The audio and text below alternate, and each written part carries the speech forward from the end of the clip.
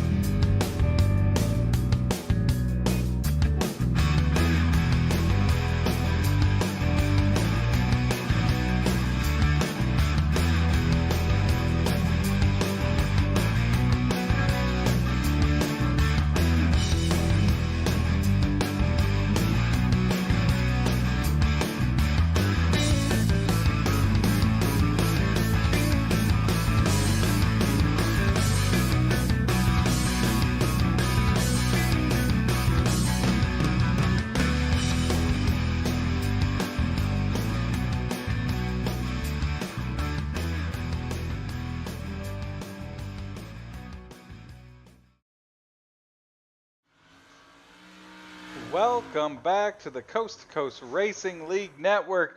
We have Thursday Night Thunder presented by Flatline Racing Bodies, and it is here at Lincoln Speedway we come from tonight. John, we come from Lincoln. We thought we changed the venue last night for Wednesday, but we still end up at Lincoln this week. Yeah, and not in sprint cars, so we don't have cars with a lot of downforce trying to get us through the corners here. They're going to be moving around a little bit. I'm going to hop in the car here tonight and kind of find out for myself what it's all about, trying to get bigger, heavier cars around this place. So watching it as we go, of course, this is the Tim Chapman pre-race show as we get underway here for Flatline Racing Bodies Thursday Night Thunder. So we're used to the sprint cars here at Lincoln as of late. What do you expect from these modifieds, both the small block and the big block? I haven't a clue what to think about it. It could be a lot of different things here. I think, we got more fenders in the sprint cars, so I think, some of the contact we saw on Wednesday nights may not be as significant as we're going to see here tonight.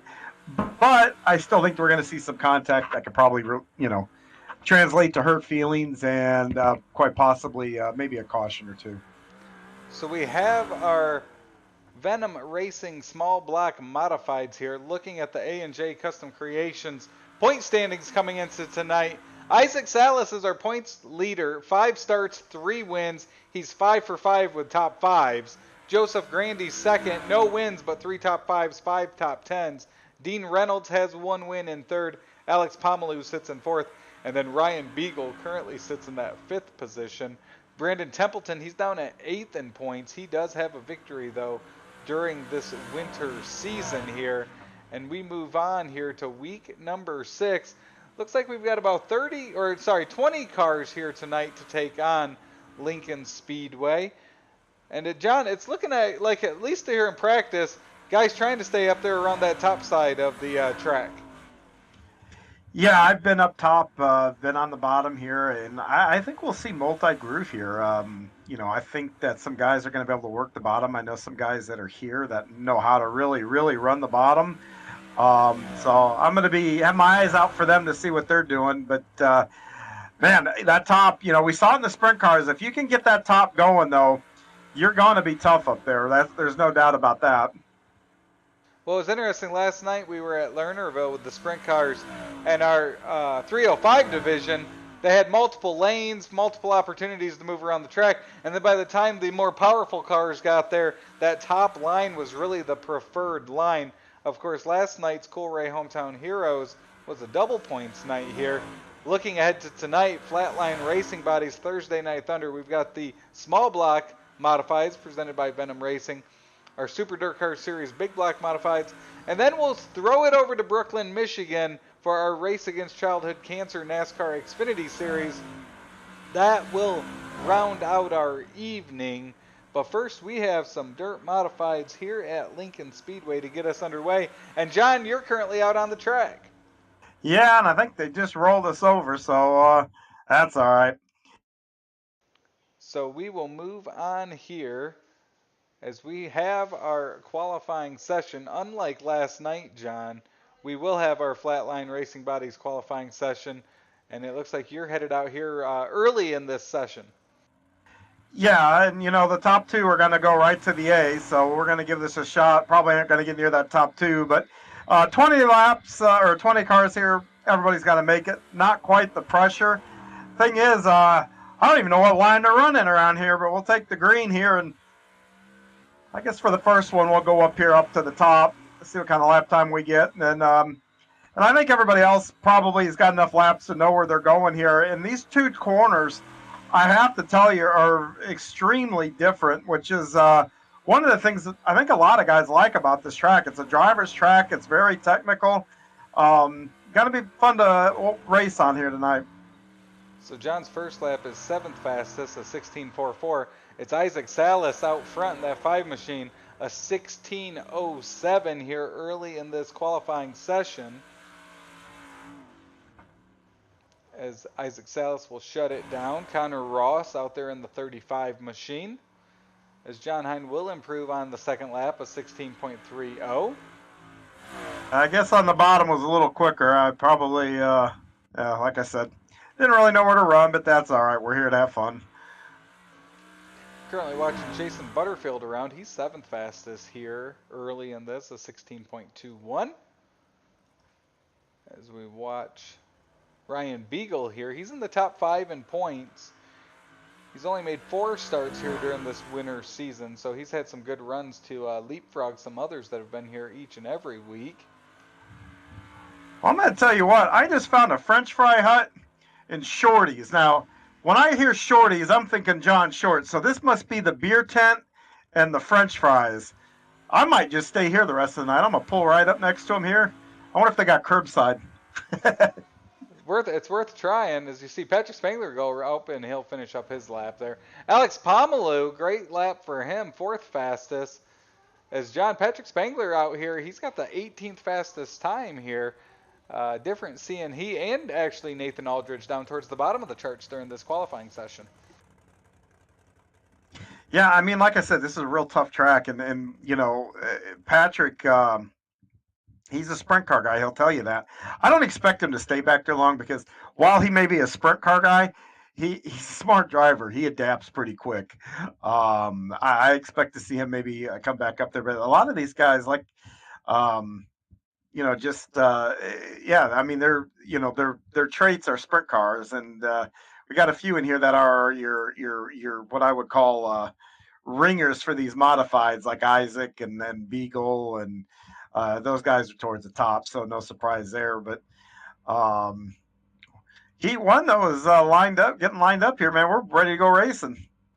And we are getting lined up indeed here. We have our Langton Mechanical Heat Race number 1, John, and you're not in this one, so you've got our starting lineup. I do. On the pole is going to be the 513. That's Jeff Barker. Next to him will be Jason Butterfield in the 93. Starting in the second row will be the number 31. That's Brandon Templeton. And to his outside will be the big dog. That's Ryan Beagle. And starting out back on the third and final row is going to be the 337 of Paul Thompson. And next to him, Patrick Spangler. So we will get going here underway as they'll line up behind that Stephen King Foundation pace car as usual. Of course, all our green flags here during the winter season presented by Alex and Olivia's Race Against Childhood Cancer. And John, you're not the only one doing double duty tonight. Jeff Barker there on the inside of row number 1. He is also our race control for both modified divisions tonight. So shout out to him. Yeah, Jeff does a fantastic job here with these modifieds, and he can handle the double duty, man. He's been doing it for a while. He's really good at it. So Jason Butterfield was somebody else that I can't remember last week if it was Wednesday or Thursday, had a good run going. So a name that we've been talking about as of late, but lined up to Jeff Barker. That is somebody else we see up front quite often here as they make their way around from Lincoln Speedway. Our first heat race of the night is green, and our small block modifieds are out on the track. So 2x2 through turns 1 and 2. Barker's got the advantage on the inside down the backstretch as Butterfield battles back on the outside. Templeton will take a look as he'll follow Barker down the front stretch as Beagle watches on from 4th. Yeah, it's tight racing. All contact with Beagle and looks like Templeton there. So Templeton will fall back to 6th. That separates the front 2 as Butterfield looks to the inside of Barker. It's 6 laps to go as they've broken away by almost 2 seconds over Patrick Spangler, who's already up to 3rd. Yeah, Patrick took advantage of that contact between Beagle and Templeton and was able to get himself another one. But we got a battle for the lead going into 1. So Butterfield continues to try to battle to the inside. Barker will lose a little bit of momentum there. That opens the door as they bang down the backstretch. Elbows out. Barker slides up there. That'll give that lap to Butterfield. Great battle for the lead here, kicking off our Thursday Night Thunder. As Barker continues to lose some momentum there, and now Butterfield is our leader. Be interesting to see here how Barker plays this here. When we saw Barker, part of it was getting a little more sideways than he'd probably like, but also it was him drifting up the track at the exit of turn number 2. Is that common here, John? It is, because, even though it's a small track, you're carrying a lot of speed, and I was kind of wondering if Barker wouldn't try to get right down on that, because Jeff can run the bottom really, really well, and I was kind of curious if he'd get down there and be able to make a run at it. That's why I was wondering, saying it was going to be pretty curious. I was going to be curious how he ran this from here on in. So the final lap, it is Jason Butterfield out front down the backstretch for the final time through 3 and 4, and our Langton Mechanical Heat Race number 1 goes to the 93 of Jason Butterfield. Jeff Barker 2nd, Ryan Beagle in 3rd. So we should have 3 heats here tonight for our small block modified. And just like the small block modifieds, our heat race number 2 is presented by Venom Racing. And as they get lined up out on the track, our starting lineup is going to look like this. It is our in-race reporter, John Hine, starting on the inside of row number 1. Jeff Flero out of our friends up north in Canada, starting in second. Gavin Chatham starting third. Alex Pomalu starting fourth. And then rounding out the field is Tyler Wilson and Joseph Grandy in row number 3.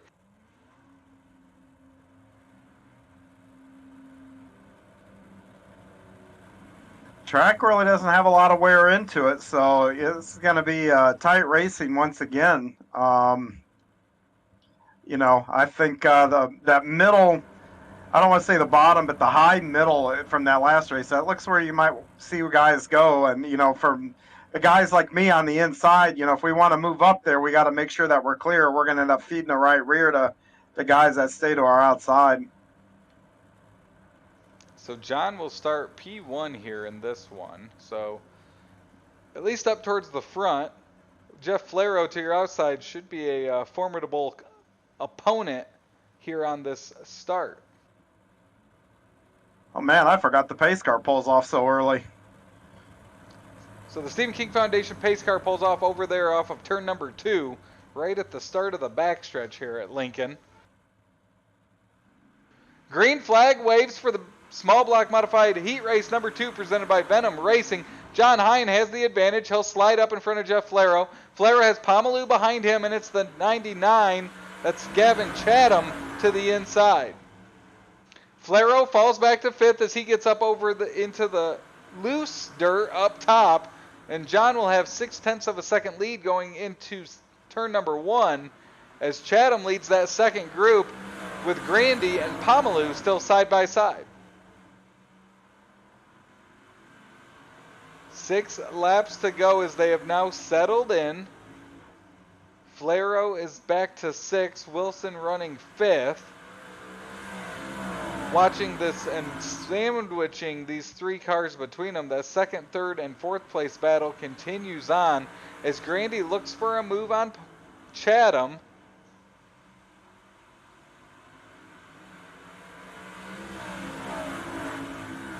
So it'll be halfway, 4 laps to go this time by for John Hine out front. He's still got a 0.5 second lead over Chatham as Chatham runs about a line lower, trying to make something work as he continues to hold off Joseph Grandy and that 518 behind him.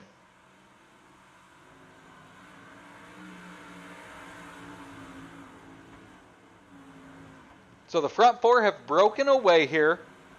Chatham closes that gap on Hine through 1 and 2.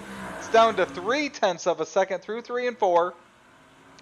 As Hine continues to run that outside line, Chatham moves around looking for something as he'll peek to the inside on the exit of turn number 2 again.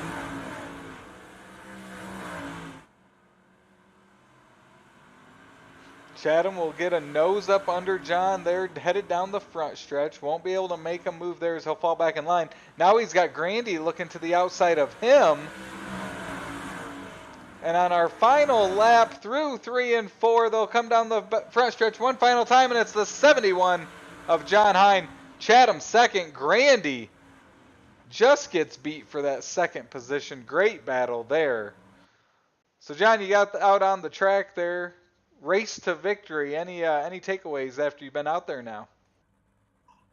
Yeah, that little that lower to high line is definitely the place to be right now. But I think it's starting to push up a little bit. A little bit of slick starting to get into the corners. So I didn't want to move around too much, but I'm guessing because I heard those guys close up on me, I'm betting that I probably needed to maybe move down just a little bit. But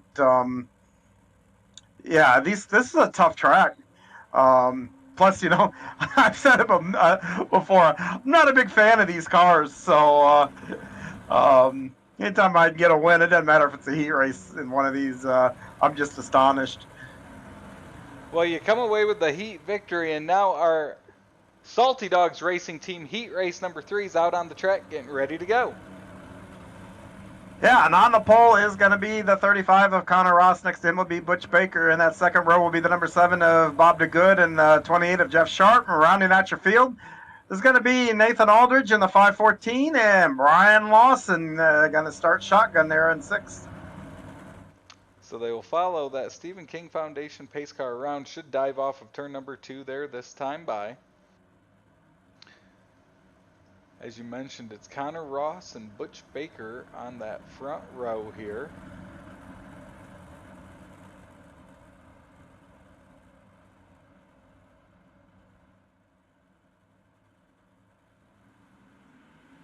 Green flag waves. Baker and Ross take us to green. 28 of Sharp is quick to move up there as he looks to the outside of Ross there as he's following that 97 of Baker up towards the front.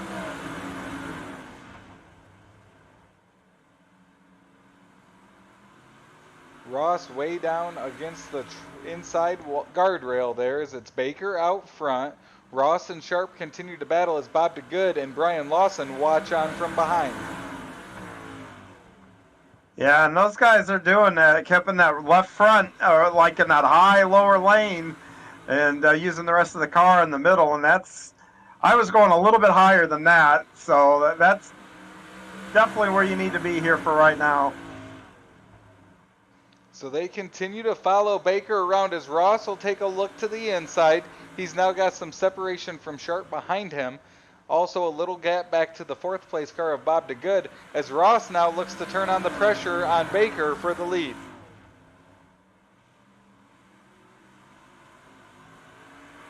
And Ross is getting a good challenge from Sharp too, so if Ross goes for something that doesn't work out, now he's got a little separation there, but I was going to say that Jeff Sharp might have an opening there.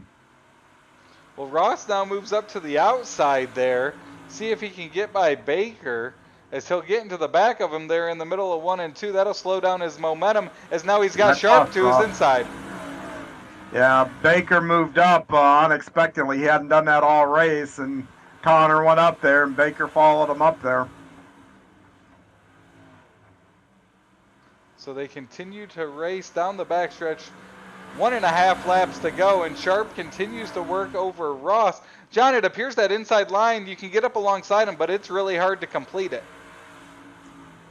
Yeah, and that's momentum. You know, again, with these lower power cars, it's all about momentum. But maybe a little bit later in that big block, you might see that bottom. Guys get a good run off the bottom. You know, but you still got to be careful with the throttle because spinning the tires, that also kills your momentum. But Connor holds on for second, and Baker wins. Jeff Sharp third, and Bob DeGood fourth in that one. So that will come to the end of our heat races here at Lincoln for the small block modifieds. We'll move on to our Ohsweken Speedway intermission session, as it'll give them an opportunity to get back out on the track right here before we go to this feature event. So we've seen 3 heat races, John. Do you feel like that inside line's going to open up where you will be able to complete those passes during this feature event? Yeah, but this outside's going to have to work way up, and we've got a long way to go to get it up there. So, you know, it's got to be pushed way up. So that's my goal here in this hot lap. I don't really care about trying to be on top of the ego sheet. See if we can push this line up here up the track. So watching Joseph Grandy out there on the track. Joseph Grandy's out there. He's currently the fastest here during this intermission session. Jeff Barker, Alex Pomalu also up towards the top of the charts. Of course, as John, you mentioned, different strategies out here. If you chose something wrong during the heat race, how common is it for someone to use this time to try to fix that or make adjustments? Well, if they're smart, that's exactly what they'll be doing. Check different lines. Make sure you have your spotter on or your relative to see what your lap times are. Get an accurate reading of where you're faster.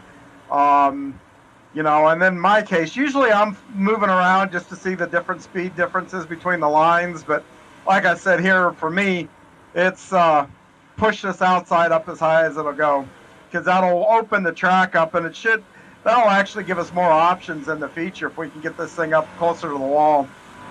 So the minute to go, John's out there doing track prep. Yeah, that's exactly right. For the betterment of the league, John is out there using That's up his right. intermission session. Yes, jack of all trades, but a master of none. Between the small blocks and the big blocks, he'll get the grader out and the water truck. So Alex Pomeroy. Don't forget later in the NASCAR, I'll be running the sweepers out and down the cautions. Yeah, the Air Titans will be out there. Yeah. Paul Thompson out there as well. 12th fastest here during this session. I am happy to report my track prep is working because we probably opened up another lane up here. So track prep is you're the highest running car out there, at least that we're watching. See Butch Baker out there as well, the Michigan native. It's because real men run the top side. Oh, I get some PMs for that. I was gonna say, John, you'd been so good keeping the foot out of your mouth. I know. So you watch Salas or somebody will win this thing being on the bottoms. Having said that, well, with that, we're gonna get our Venom Racing small block modifieds out there, and your starting lineup's gonna look like this. Speaking of Isaac Salas, he's gonna start on the pole next to Randy Shreves. Row number 2, it's Jason Butterfield next to our in-race reporter John Hine.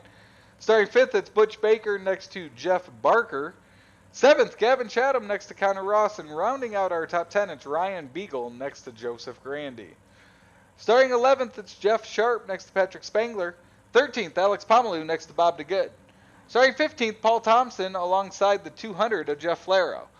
Starting 17th, Brian Lawson next to Brandon Templeton. Starting 19th, Tyler Wilson, and rounding out our field is the 514 of Nathan Aldrich.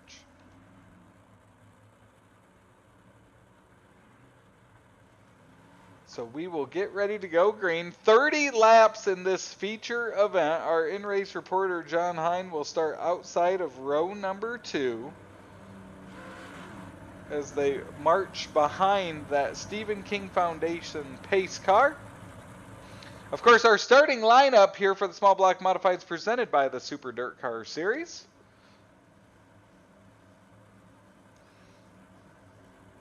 And the lights are off that pace car out front, and we will get to green this time by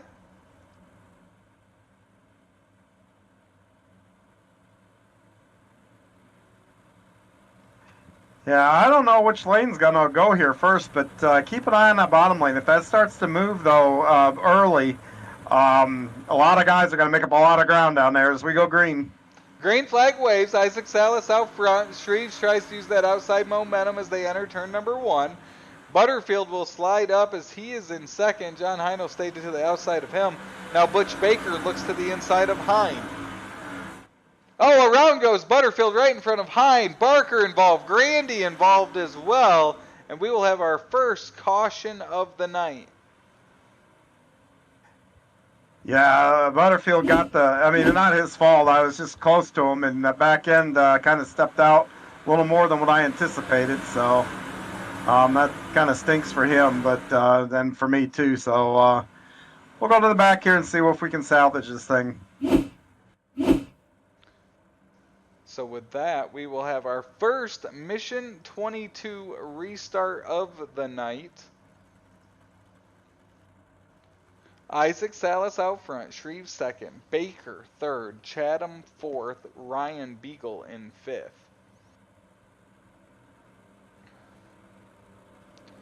So Butterfield will line up and restart in 16th.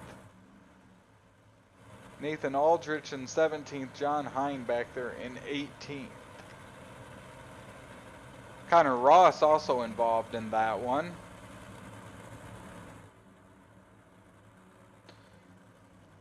But we will get back to racing action here. It's going to be another race against childhood cancer green flag here under this Mission 22 restart.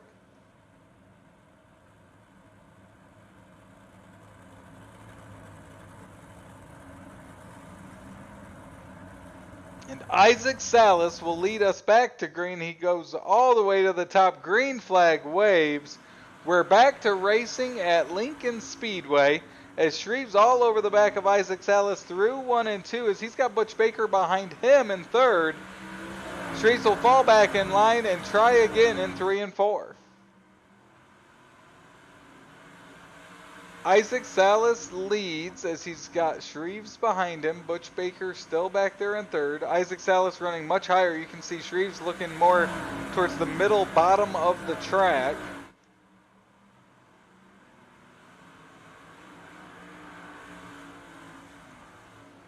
So Shreves continues to try to work over Isaac Salas. He'll pull up alongside him there, fall back in line down the backstretch. As back in the pack, you got Joseph Grandy, Bob DeGood. Bob DeGood gets into the wall sideways in front of Barker. Up and over goes Bob DeGood. That looked like a parking lot as I came into that. As also the 042 was involved. As we watched that one live. Jeff Barker's got plenty of damage to the right side of his machine.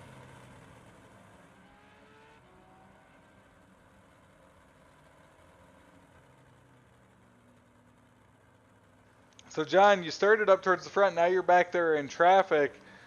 How's the racing different back there so far? Is it the same? Tough to move forward here early in this one.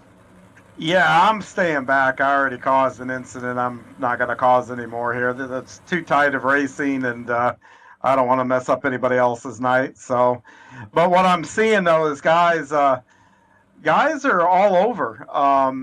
I see some guys like right above the slick. I've seen some guys on the bottom, and I suspect though when you're on the bottom, and from what it sounded like, it's real easy to tap that left front on that inside wall, and you do that, you're going for a ride. So it's time for another Mission 22 restart. Isaac Salas, Randy Shreves, side by side, headed back to green. 4 laps complete, green flag waves, and it's Isaac Salas. They get the front 3 in line quickly there as Butch Baker continues to use that outside line, trying to make a move on Randy Shreves. And the caution flag will wave again. Yeah, that dreaded second turn there. They piled in there, and I saw somebody get turned. Looks like Pomalu and Grandy got together there. It looks like Pomalu checked up. Just one of those accordion effect cautions there, as we've got 25 laps to go. Yeah, I mean, it's tough because depending on your line, where you're at in the track, it's so easy because of how the dimensions of these corners are. It's so easy to scrub speed. And if you're behind somebody, obviously there's not tail lights or something like your regular car that you'd be, wondering where they're coming from, or where if they're tapping the brake or whatever. You pile down in here, it's so narrow that there's just really not a lot of room to operate, and these slight, small mistakes that could happen on any other track and probably get away with, you just don't get away with here. And this is just going to have to take a process, and I myself included here. I made the mistake on what was it, lap 1 or 2, where I got in the back of Butterfield. No matter the car, it looks like, when we get starts and restarts, you're going to have to give each other room, and hold your lane through the corner. The coming in on the low side and wanting to exit on the high side is just a recipe for disaster, I think, here. But we're going back green here, and Isaac's leading it. So Isaac leads us back to green. Randy Shreves second, Butch Baker in third, Chatham in fourth, and Beagle in fifth. That's your top 5 as Beagle makes a move on Chatham. He'll fall back in line, unable to complete that pass, as Isaac Salas makes his way around. 24 laps to go here at Lincoln. Shreves throws it in hard. He'll slide up the track, see if that opens the door for Butch Baker. It doesn't. He'll fall back in line. As Shreves continues to hold on to that second position, but he has lost about 0.8 of a second on Isaac Salas here. Jeff Sharp, he's looking to work the inside of Patrick Spangler. Also Joseph Grandy up there following that 39 machine. Almost 3 wide as they go down the front stretch. They'll sort things out. Jeff Sharp will slide up, get into Spangler. Spangler will keep it going. Great save there with the assist going to Grandy.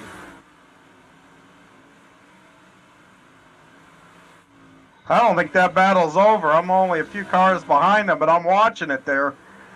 You got 28 to Sharp on the bottom. He's making that bottom. He's holding tough there with Spangler on that bottom. Watching it now, they'll remain side by side. It's Joseph Grandy watching from behind. He'll go to the high side this time as that outside line continues to creep up the track. Jeff Sharp's held on, but it looks like he'll lose ground on Spangler down the backstretch. 19 laps to go. This is a battle for 6 between Spangler, Sharp, and Grandy.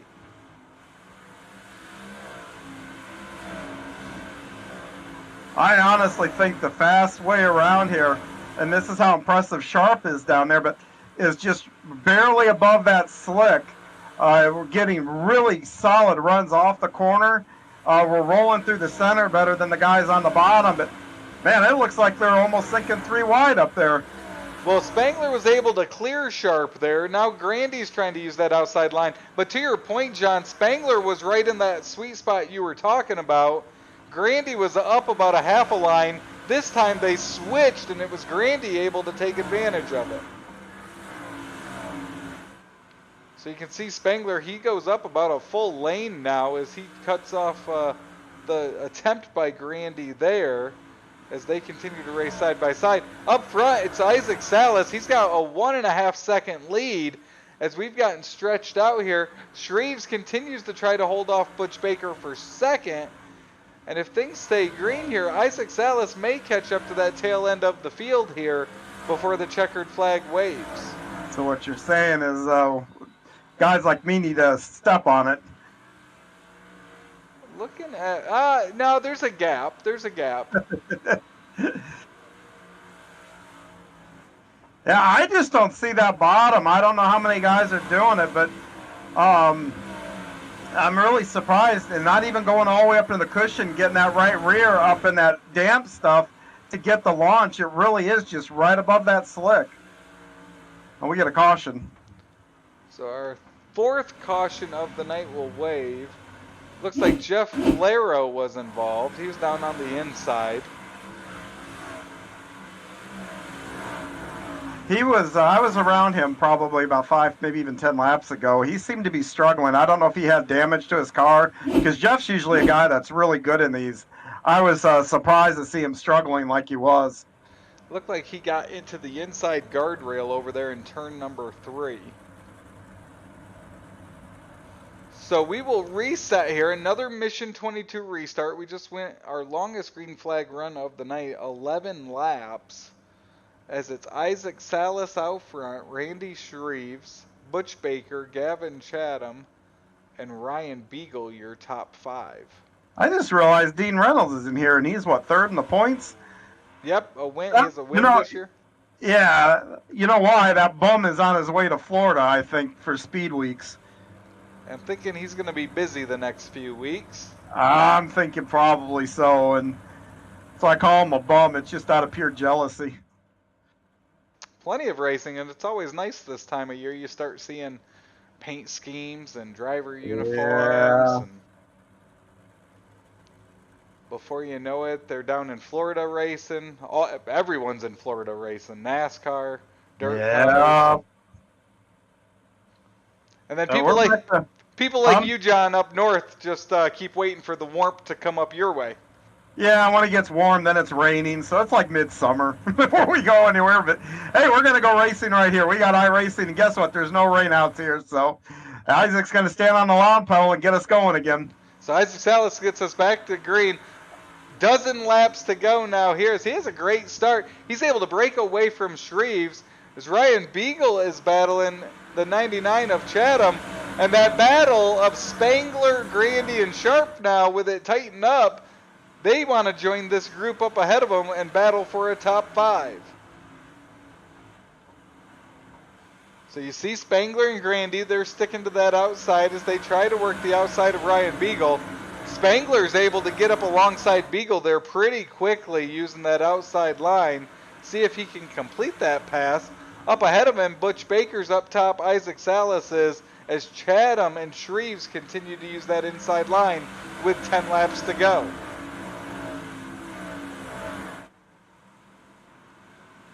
So that bottom is starting to work a little bit. So we'll watch and see if Beagle's able to. He's still up alongside Spangler, as now Spangler's got Butch Baker right in front of him. Jeff Sharp still down there on the inside. We saw he had it going. Behind them you have Butterfield and John Hine. That will round out your top 10. Out front though by 0.7 of a second, it's still the 5 of Isaac Salas.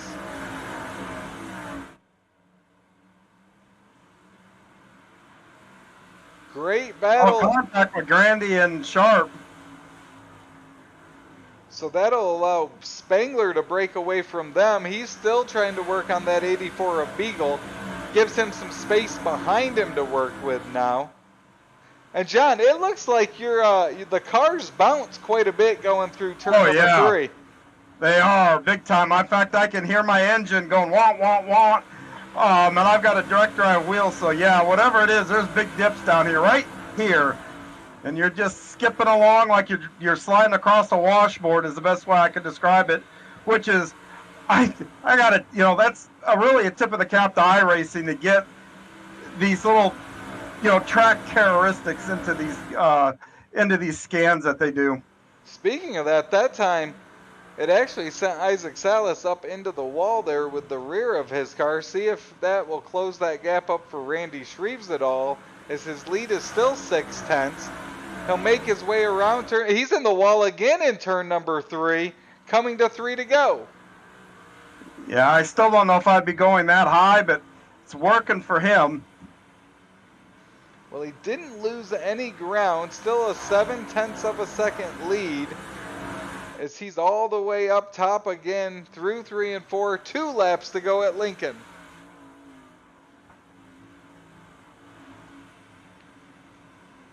Down the back stretch, a lap and a half to go for the 5 of Isaac Salas. Oh, someone's wrecking. They just wrecked out of the park. White flag waved. Oh, Final Spangler. lap. Spangler's in the wall on the front stretch. Isaac Salas is out front. That moves Chatham up into 3rd.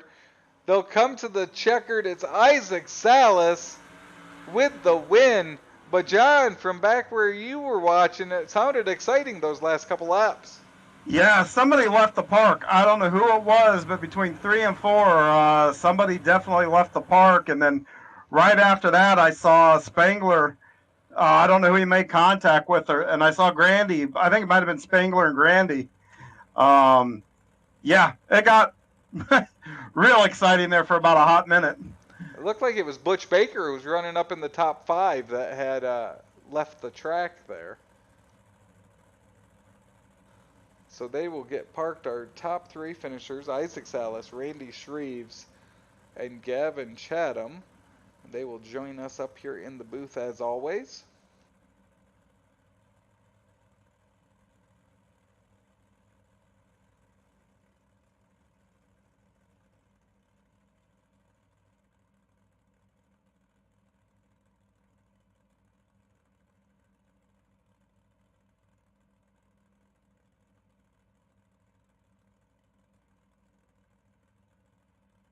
That was a much cleaner race than what we've seen on the Hometown Heroes with the sprint cars. That, that open wheel, I think, definitely makes a big difference. Definitely does. And now we have our 3rd place joining us. It is the 99 machine of Gavin Chatham. Gavin, Travis up in the booth here. You battled up in that top 5 all night long. Kind of walk us through your night there with the small block. We did well in qualifying and set us up right for the. We got really lucked out on the. I think we were mid pack for the heat inversion, so we started 3rd, and I think we moved up 1 spot in the heat, and just got a good start for the feature. Started 7th, and just kind of picked my way up a couple spots, and we had a good run. The car felt good. I feel like I could roll the bottom a little bit better than some of the guys out there, and I think that definitely helped to be able to pass some guys. Definitely, everybody seemed like they went to the top side, but the car felt good, and everything worked well for us tonight. And definitely a good battle between Baker and Isaac and Reeves and me, all of us up there. We had a good run going there. It was a lot of fun. Did you feel like you could have used that inside line to move forward and move up through the field? I felt like that, and I felt like we might have had maybe something for Isaac, at least maybe put a little pressure on him. I think I might have been a little bit better than Randy on the bottom there, but Randy was hitting his lines and being smooth and fast, which is what you need to do to finish well in these races with this competition out there. And he did everything right. I felt like I was trying to get around him on the outside. I think that outside was starting to go away. I think the bottom was the way to go. I just wish I could have been up one more spot, and maybe could have pressured Isaac a little bit more, but other than that, though, it was a good run for us and a good job to those guys. They did everything right, and they were smooth all night long, and they were fast. Well, great run for you, Gavin. Any sponsors you want to give a shout out to tonight? I just want to say thanks to everybody at Coast to Coast for putting this on. It's always fun to come out and race everybody. Congrats to Isaac and Randy on good runs. I just want to thank Adam Motorsports, Mike Schick Motorsports Designs, Velocity Race Designs, and Northeast Outlaw Motorsports. Big thanks to all of them, everyone that helped out with this race team. And I want to thank all the fans for coming out watching. I hope we put on a good show for y'all tonight. All right. Well, congratulations, Gavin. We'll see if we talk to you later. That is Gavin Chatham, our third place finisher tonight. We'll now throw it over to John Hine. He's got our second place finisher. It's Randy Shreves. Hey, Randy. Man, what an exciting little track this is, don't you think? Yeah, definitely. I really like this track. It's I don't know. It's kind of a hard track for a lot of people, but It is. Well, let me ask you. We ran quite a few hometown heroes. Here. Did you take anything from driving that sprint that you could apply over to this big block here tonight? only thing is just to pay attention to where everybody's at on the track and just try to avoid incidents and just try to stick your line. Well, this was you were on the bottom, and early on, the top side was the place to be a little bit. How did you come about staying on your line? Because I know at the end, I was thinking that was probably the place to be, as long as you were hitting your marks and all that kind of stuff. But what made you stay down there and choose that lane? Well, pretty much, I just felt way more comfortable down there. I felt like I had a lot more control down there than up top. I don't know. I just felt like I couldn't really find a line or stay out of the wall. I knew Butch was back there at one point. He was going to catch me, so that got me searching around. And then I noticed there at the end, on one of them restarts, I started to catch Isaac there. I was like, man, I may have a shot at this. But yeah, I just ran out of laps. One of these times I'll finish in front of Isaac. But yeah, that's definitely a tough challenge. Well, man, I tell you what, I presume you're going to come run this next race here with the big blocks, correct? Oh yeah, for sure. All right, so you'll get another shot at Isaac here. So, real quick, who would you like to give a shout out for an outstanding finish here tonight? Definitely want to thank my team, LGR Motorsports, Alex Bergeron at ABR Setup Shop, Coulter West at Redline Race Design, One Wish Foundation, Wraps and Stitches, KSB Builders, Coast to Coast for always putting on an awesome league, everybody at the broadcast, and you guys for announcing, and all the admins, and everybody for watching. Well, thanks a lot, Randy, and good luck here in this big block. You gonna let the cat out of the bag real quick? Or are you gonna choose big block? Or are you gonna stick with the small block here? I'm definitely gonna get the big block. All right, man. I learned my lesson from that. All right, man. Good luck here in the next one. Hopefully, we talk to you again. Thanks, John. Yep, that's Randy Shreves, our third place finisher in the small block division here tonight.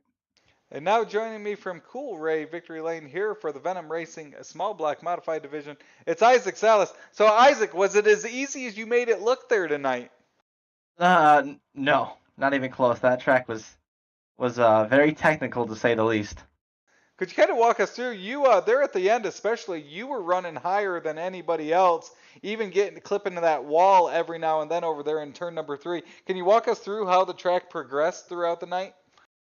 Yeah, It started pretty even actually, and then as the race kind of went on, it started to go more high side for a while there, and then honestly at the end there, I think the bottom was probably the place to be if you could get the car rotated. I knew I had a little bit of a gap, and if I could just kind of maintain some good laps, hit my marks and everything, I'd probably come home. So it was a good one. It was a fun one. We saw the guys behind you were trying to move around to your point. Was it the car? Was it you? What was the reason you didn't feel like you could move down to at least cut off their attempt on the inside? Oh, it's definitely the driving style. I'd have to say I'm not much of a fan of the bottom. But I will be down there. I mean, if it's where it's fast, then I'll be down there. But for comfort wise, if I know that I can at least kind of just keep the gap and even close to keeping the gap, then I'm gonna stay up high. Well, fast you were here tonight. You come away with the win. Any sponsors you want to give a shout out to? Yes, sir. Everybody over at Venom Racing, Dean Super Dirt Car Series, Magnum Race Designs, Got Your Six Racing Network, RSN Trackside, Simtrax Broadcasting, the guys over at Dirt Track Bank, everybody in Coast to Coast, Mission 22 and everything they do for our veterans, and then thank you to our veterans, and then my friends and family, and then big thanks to my Gramps for the new sponsorship. He threw his he got the logo on the car, so it was pretty cool. Well, congratulations, Isaac. We'll see Hey. if. Oh, go Hey, ahead. Travis, Yeah. real quick. Isaac, next time you want to call me out in that chat, I'm going to come looking for you next week's Enduro. Hey, honestly, that's fine. I just remember when you won your championship that somebody was like, "Wow, I don't even like these modifieds," and went out and won a championship. So I was just I see you I did know. good in the heat race. So I had to give you a little bit. Yeah, I stepped in it in the feature, but nice race, nice win, man. Awesome, thank you, buddy. Well, that is our winner from Coolray Victory Lane. It's Isaac Salas. We'll see if he can go 2 for 2 here for the modifieds tonight. Isaac, will you be in the Xfinity series as well? I will let you know. It depends. So race time decision for Isaac there, but we will surely talk to him later as we progress through our Flatline Racing Buddies Thursday Night Thunder. John, we're going to take our quick break here, but when we come back, we've got more modified action here from Lincoln Speedway as you're watching Thursday Night Thunder on the Coast to Coast Racing League Network. It's Florida in February. Kick off 2023 with the Dirt Car Nationals at Volusia Speedway Park. Sprint cars, late models, and modifieds at the world's fastest half mile. World of Outlaw Sprint cars and Dirt Car UMP modifieds February 6th through the 11th. World of Outlaws late models and Super Dirt Car Series Big Block modifieds February 13th through the 18th. Tickets and camping at dirtcarnationals.com. February 6th through the 18th at Volusia Speedway Park. Be there.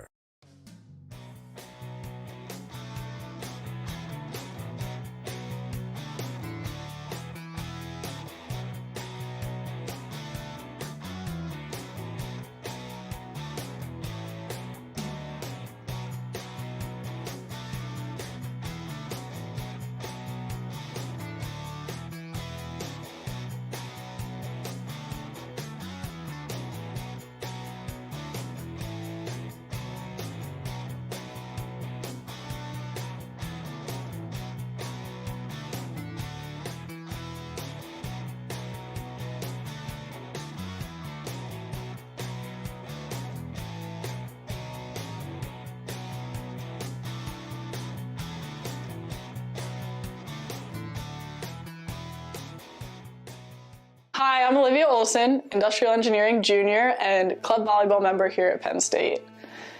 I'm very excited to say that Thon is right around the corner, just a month away. And for those of you that don't know, Thon is the largest student-run philanthropy in the entire world. They're committed to raising funds and supporting those who are affected by childhood cancer. This year, Thon is taking a very different meaning for me. Last March, just as the weather was getting ready to turn, we were all super excited to go play some more outdoor volleyball. One of my best buddies, Jesse King, went home for a routine checkup. Fast forward 60 days later, and he's just waking up from a medically induced coma.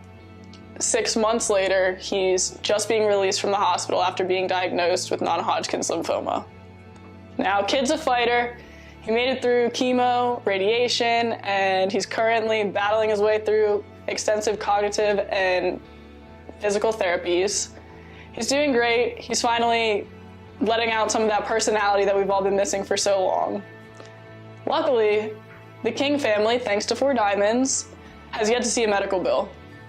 There are a lot of families that can say the same out of all the good that's come out of this. So if you would like to join me and Club Volleyball in the fight against childhood cancer, please click the link to donate. Any size donation makes a world of difference for the King family and families alike. If donating at this time isn't the best option for you, please, please, please, please share this video, because the more eyes on it, the better, and every dollar truly does make a difference. In addition, any thoughts, prayers, good vibes are always greatly appreciated, because we just want our best buddy back at school with us. All that being said, please always remember to never take anything for granted. Tell the people around you that you love them loud and often, and even the smallest acts can make a world of difference. Many thanks and lots of love from me and the Club Volleyball family and all of those being supported by Thon and 4 Diamonds.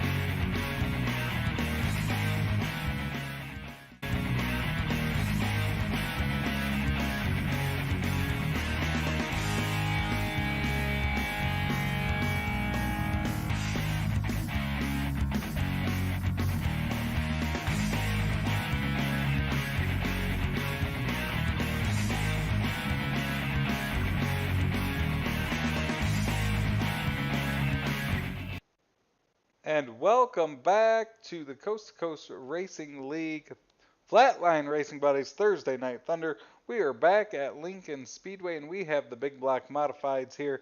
John, as usual, we'll switch to the big blocks here. What will that present us differently from that earlier small block modified division? Well, you saw a couple of the cautions that we did have was just guys getting bunched up in the corner. That's going to be even more difficult now. Might even see a lot more of that here because, man, we are carrying a lot of speed getting into these corners in these cars. So that's what I think is going to be the big challenge here. Guys now have got a kind of feel for it. We just had a complete program in that small block. Now all they got to do is just to maybe carrying a little more speed into the corner. So watching as Butch Baker pulls on in, Brennan Lacey here joining us. A handful more drivers here for the big blocks, as you see Brennan Lacey and John Hine currently out there on the track. Is this part of your track prep as well there, John? I'm just kind of moving around. Where I'm getting good launches off the corners.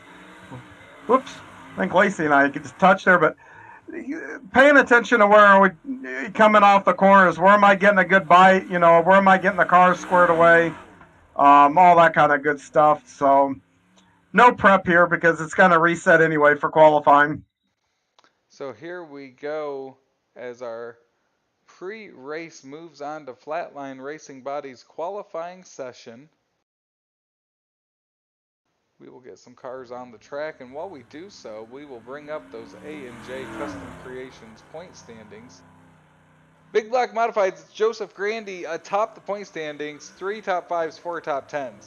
Isaac Salas, our small block winner tonight, he has 2 wins here in the big blocks. he sits second. Brian Lawson in third. Randy Shreves in fourth. He has one victory this winter. And then, as mentioned, Dean Reynolds is in the top 5 as of tonight. Other drivers with wins here in the big blocks this season: Steven Spies and Zachary Chapman. So I see Steven here. Doesn't look like Zach is, but you've got some Gambler Motorsports victories here in the big blocks this winter season, John. Yeah, we seem to have victories all over the place this season. Picked up a truck win earlier this week. Jeff Kemper we saw get the Enduro last week. Got a midget win this week. It's been a good week for Gambler.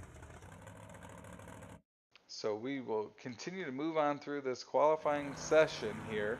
Alex Pomalu out there. Joseph Grandy atop the charts. So a fast lap for him. Brandon Templeton second. Brennan Lacey in third. See Ryan Beagle up there. Randy Shreves. A few guys that we already saw in the small blocks perform well. Yeah, now I'm in a bad mood. Steven Spies out-qualified me. 758 to 759. Unacceptable. So John right there in 10th. Not the as noted, John, not the fastest Gambler Motorsports car out there.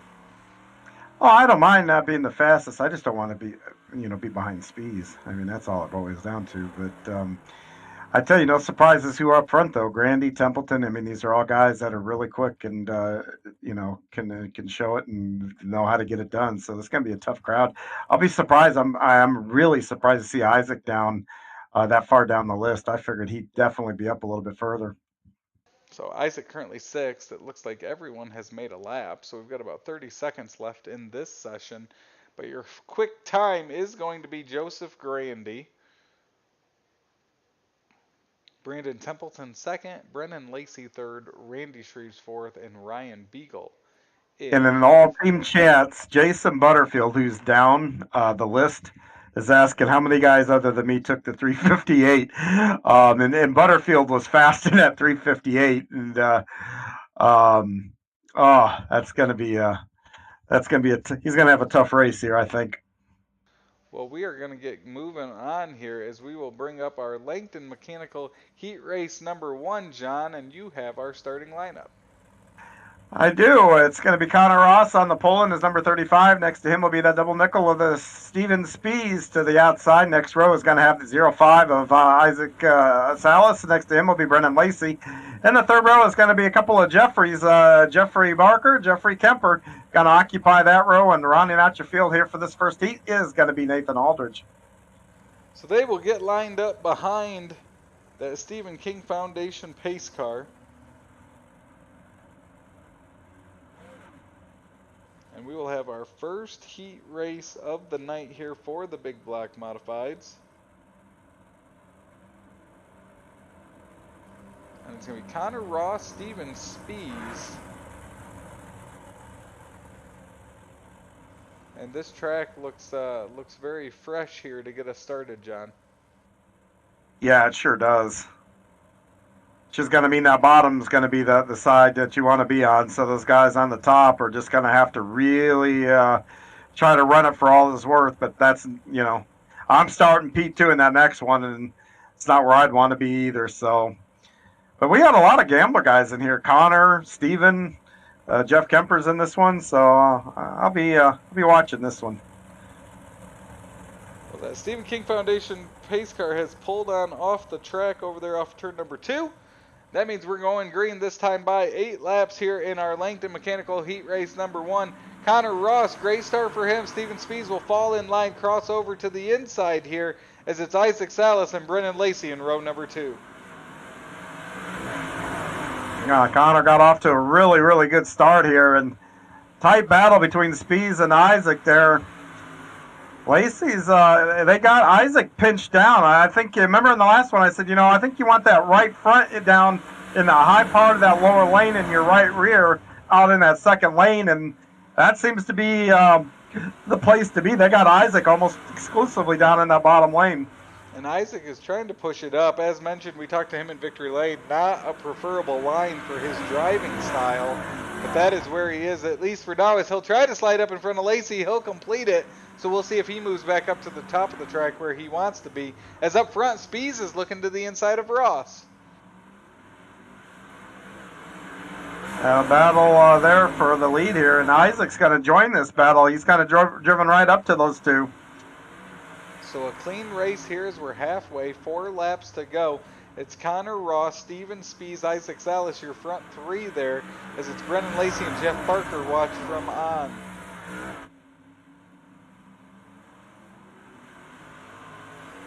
Spees almost got up into Ross there, had his nose up alongside him, and that pushes him back into the grasp of Isaac Salas as the front 3 continue to race nose to tail down the backstretch. Now Isaac John moves down to that inside. Yeah, he kind of diamond that corner there and got a really good run on Steven. Steven counters, kind of runs him down the track, down the front stretch. I don't think Isaac's going to like that too much. Oh, and Connor just left the track. And that gives the lead over to Isaac Salas. Brennan Lacey's now all of a sudden into second. As the white flag waves, that will shake up the front 4. As Connor Ross now back into 6th as he left the track. And John, it's going to be our small block feature winner, Isaac Salas, with heat race number 1. All I can say is, wow. I mean, Spees lifted because he saw him in trouble, and the other 2 got around him. And, oh, man, you talk about a shuffle it up at the end. So Isaac Salas will claim another victory here tonight. With that, we'll move on to heat race number 2. Heat race number 2 is presented by Venom Racing. And as they line up behind that Stephen King Foundation pace car, your starting lineup looks like this. Stephen Goldner in the first spot next to our in-race reporter John Hine. Brian Lawson alongside Randy Shreves. Butch Baker, Patrick Spangler make up row number 3, and rounding out the field in 7th is the 200 of Jeff Flero. And John, it looks like you're going to start, at least for now, in that outside line here early in this one. Yeah, and that's I'm actually not going to be too sad now after watching how that one just played out. You know, I expect Goldner probably, because he's going to be able to probably have a little advantage on the start. And especially getting into 1, he's going to be able to probably use that slider line pretty well.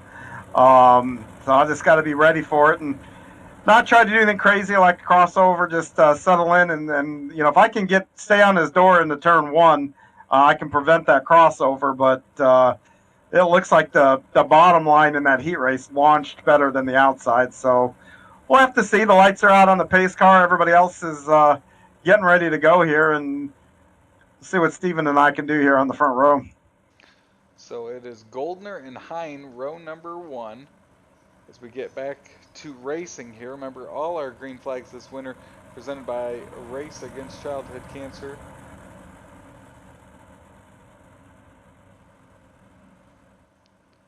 So green flag will wave, Hine and Goldner. Good start for Hine. Hine will actually beat Goldner back to the line there. As he's and then Hine overdrove for turn 1. That will give it back to Goldner as you go off to turn number 3. Behind you, it's Brian Lawson, and then a 3-car battle between Butch Baker, Patrick Spangler, and Jeff Flero for 4th. And I made a mistake. It was almost a rookie mistake. I was so content beating Steven down there to turn 1. I just completely blew the corner. Well, I was lucky to hold on to 2nd here, and now I'm going to have to deal with Brian Lawson now here before this one's over. So Brian Lawson does close that gap up on Hine. And John, you have that excuse of, you know, you're not a modified guy. That's right.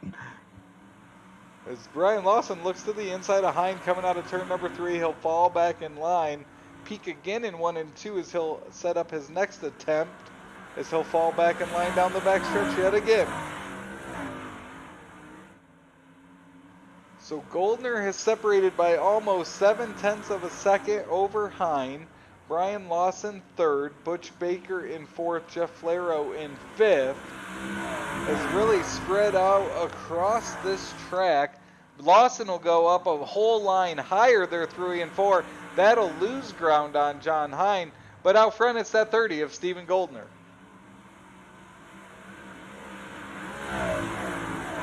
The other thing is, too, when we go down this backstretch, the bumps didn't hit in the small block until you got into turn 3. But I'll tell you, when we get out of this corner here, you almost start to feel the bumps right here.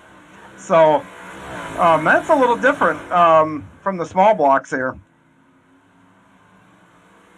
So Goldner continues to lead. White flag will wave. He's got Hine in second. Brian Lawson. Hine will close up that gap through 1 and 2. The lead's now under 0.2 of a second down the backstretch.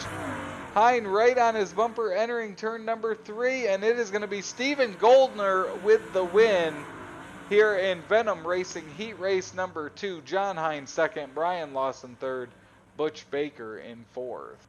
Yeah, Goldner was real smart there in 3 and 4. He knew I was going to get my nose to his inside. He went down and he actually lifted early to keep that car on the bottom. Took that line completely away from me, and kudos on him. Nice race win for him, and we'll have to line him up and try to see what we have for him in the future. We'll line them up, we will, as our Salty Dogs Racing Team Heat Race number 3 will line up like this. On the pole will be the number 28 of Jeff Sharp. Next to him will be Harold Klump in the 111. Alex Palmaloo and Ryan Beagle will occupy the second row. Third row is going to look like this with Tyler Wilson and Jason Butterfield, who I believe is in the small block, the 358. And rounding out your field is going to be the number 7 of Bob DeGood. So they will get lined up, ready to go. 8 more laps here in our third heat race of the night. Our third and should be final heat race here for the Big Block Modifieds. So Jeff Sharp, Harold Klump. And the track is really racy right now. I mean, I switched just a little bit what I was doing, and I drove right back up to Goldner. In fact, I think if we had a couple more laps, I'd have really liked to see what we could do actually racing each other there. You know, what can you get away with and all that kind of good stuff. So these guys will figure it out here. So I'm sure everybody else who's not in this race is really watching this one close. Green flag waves. It's Jeff Sharp out front. Harold Klump trying to battle back on that outside there. Palmaloo there. Klump will get into that outside wall. That will stack him up behind him. Klump will almost go around, while up front it is Jeff Sharp and Alex Palmaloo who will benefit. Yeah, Klump did the same thing I did. Driving down that front stretch, taking the green with all he had, and overdrove the corner. Tough to kind of minimize that when you do it. So Jeff Sharp continues to lead. They're nose to tail first through fourth. Alex Palmaloo second. Ryan Beagle in third. It's Wilson in fourth. As Beagle looks to the inside of Palmaloo, nothing there. He'll fall back in line.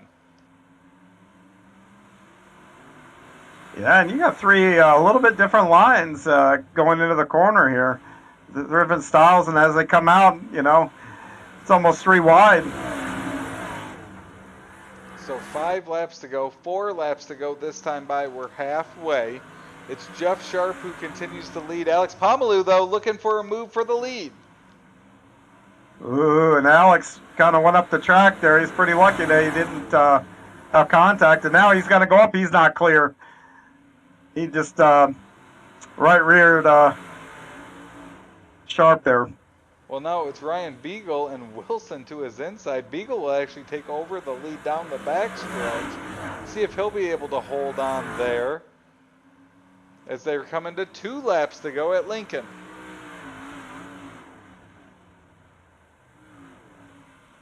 And Beagle slides in front of Palmaloo here. Palmaloo's going to cross him over. This could be big down here. So the final corner, Beagle will look to cross it over. He will, and it will be Ryan Beagle at the line. Oh, I'm sorry, for the white flag. Yeah, Beagle used the brake and turned the car right down the hill. Nice move by Ryan Beagle there on that last time through the turn 4. And now with that, it'll be Ryan Beagle at the line for the win in heat race number 3. Of course, presented by the Salty Dogs Racing Team.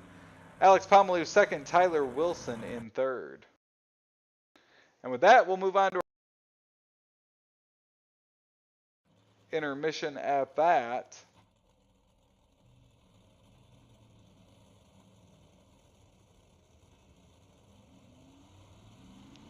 So cars out on the track.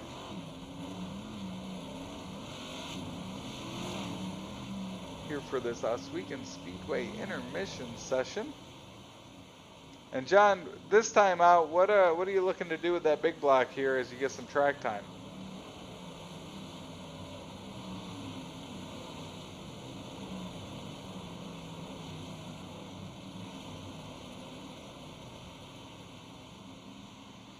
So majority of the cars out there on the track. Brandon Templeton out there. Brendan Lacey currently with the fastest time during this.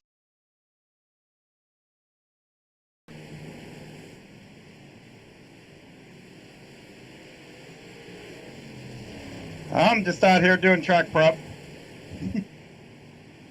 Well, it turned into a, to help make that first small block modified feature a great event. See if that opens it up here for the big blocks as well.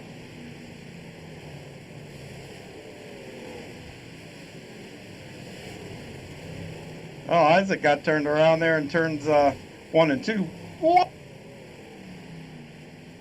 Stephen Goldner, Harold Klump involved, now Joseph Grandy. And I don't know how I split the middle there. Steven Spees out there on the track as well. He's currently 5th fastest.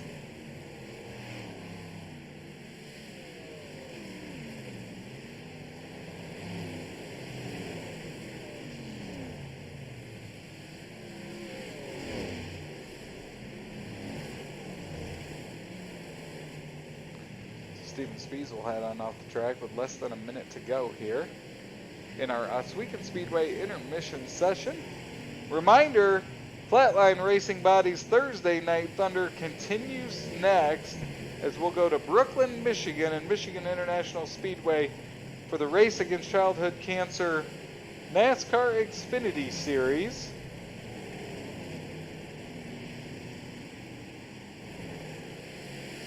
And John, you'll be pulling double duty again as a race reporter and race control, correct? No, I'll be doing the color and race control. I won't be a in-race reporter. I will definitely will not be behind the wheel. So thankful to have you joining us there. Should be a good, entertaining race from Michigan. Obviously a big fast track with plenty of space. So see how the series does. We had a really good truck race there on Tuesday up until about the last, 10 laps, and everybody kind of lost their mind. So hopefully lessons learned there, and I think it was a really good race. So I think we're in for a good one. Well, we should be in for a good one here as well, as our starting lineup is going to look like this. Joseph Grandy, Brandon Templeton, row number 1. Isaac Salas, Stephen Goldner there in row number 2. Starting in row number 3, it's Ryan Beagle next to Brendan Lacey. Our in-race reporter, John Hines, starts 7th next to Alex Pomeloy. And behind him in 9th will be his Gambler Motorsports, Stephen Spees, and Brian Lawson in 10th. Starting 11th will be Tyler Wilson next to Jeff Barker. Starting 13th, Butch Baker out of Michigan next to Harold Klump. Jeffrey Kemper starts 15th next to Jeff Flaro. Jason Butterfield 17th, Connor Ross 18th.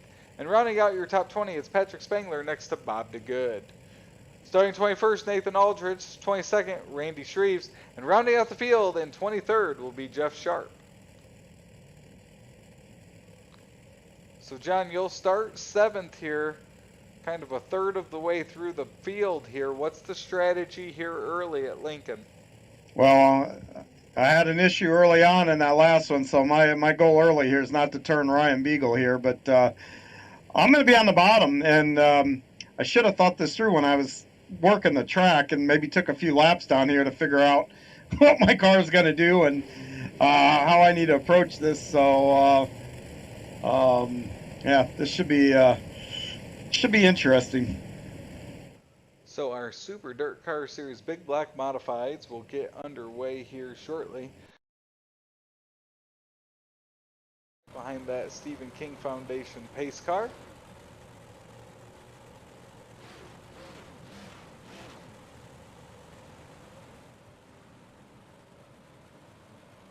I know be Joseph Grandy, Brandon Templeton out front, taking us to green.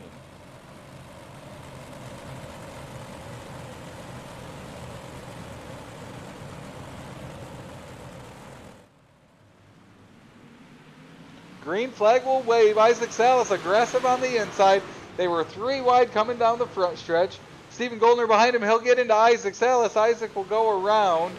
Big pile up back in turn number 2 as the caution will wave. Wow. I don't know how I got through that. All I know is at one point my rear end was much higher than my the nose of the car. We'll take a look at that replay.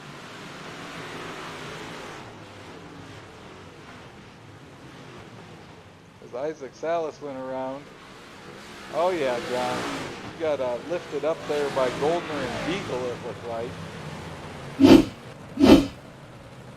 Great. I don't know how much damage is on this thing, so turn 1 will be an adventure yet again. Stephen Goldner there makes his way around, so we'll line them back up. It's still going to be Joseph Grandy, Brandon Templeton, Ryan Beagle up front.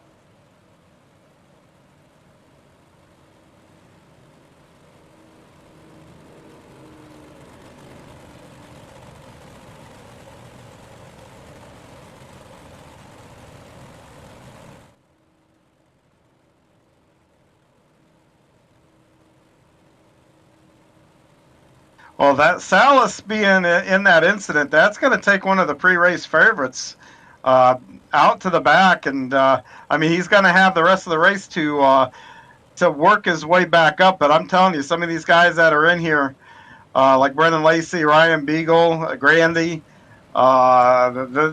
he's got his work cut out for him to get back up and go 2 for 2. That he does.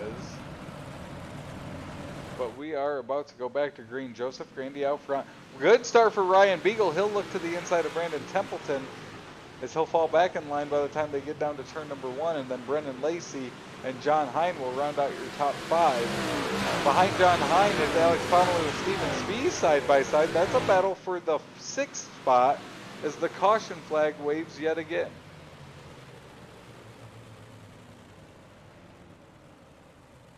This one is to include Patrick Spangler and also Stephen Goldner. Not a good start for Stephen here in this big block modified feature. Oh, Ryan Beagle just pitted out of 3rd.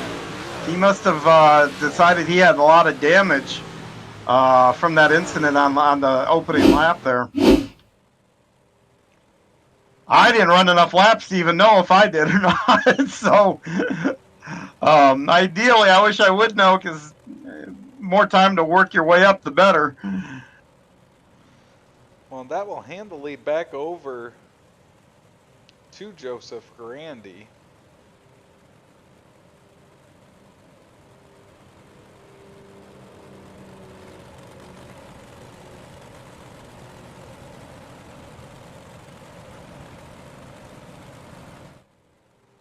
So Joseph Grandy, Brandon Templeton, Brendan Lacey, John Hine, Alex Pomeroy. That'll be our top 5 as we head back to green.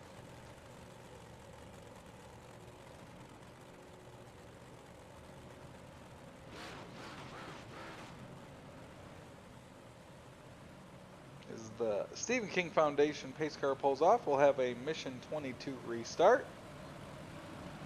Here for the Super Dirt Car Series Big Block Modified Division at Lincoln.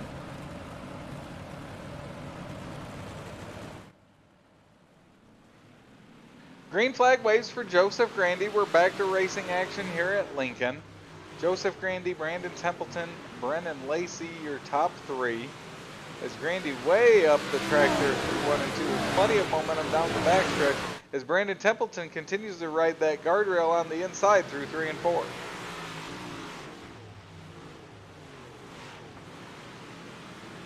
Grandy to the outside, Templeton to the inside. As Templeton makes up some ground there that lap down the back stretch. Continues to try to chase down the Grandy machine as he's got Brendan Lacey right behind him in 3rd. Front 3 have separated from 4th on back here early as that 4th place car, Alex Pomeroy, tries to hold off John Hine and Steven Spies. Templeton gets up alongside Grandy now, using that inside line way down by the guardrail through 1 and 2. Brendan Lacey, they'll go 3 wide off of 2 as Templeton continues to try to battle Grandy. Grandy fighting back on that outside. So Grandy will get it sorted out. 24 laps to go. He'll take over that lead. Now he's got Brennan Lacey to his inside. Templeton falls in line in third. As now Brennan Lacey tries to use that inside line. Great momentum off of turn number 4. It's Lacey at the line that time as Grandy tries to fight back.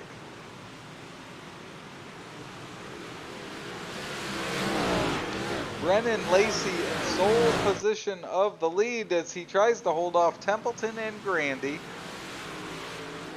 22 laps to go in this Super Dirt Car Series Big Block Modified Division.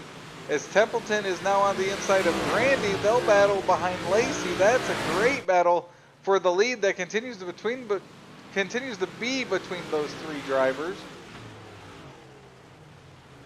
Alex Pomeloy threw it in hard there to try to make a run at Templeton as he is pulled away from John Hine and Steven Spies. John, you've gotten some laps under your belt here. How's the car feel after that early contact? Yeah, motor's hurt. It's not up to full song. It's not pulling out of the corners like it should be. So John currently runs in 5th. He's got Steven Spies behind him. He'll pull away by almost half a second. As Templeton now under fire from Alex Pomeloy. And now Grandy attempts to go after Lacey for the lead.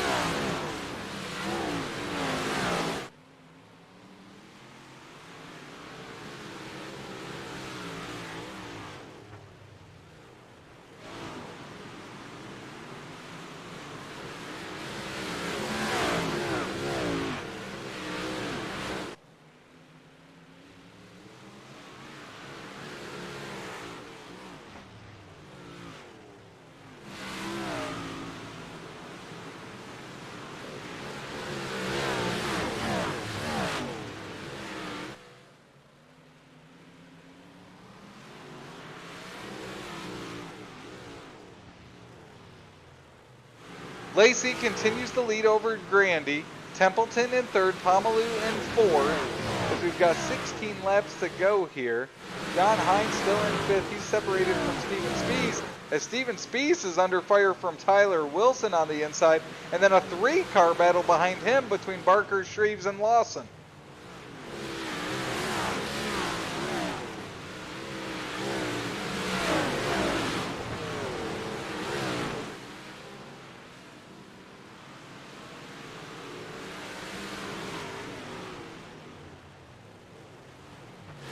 His bottom's getting harder and harder to run, which means another line most likely is probably opening up.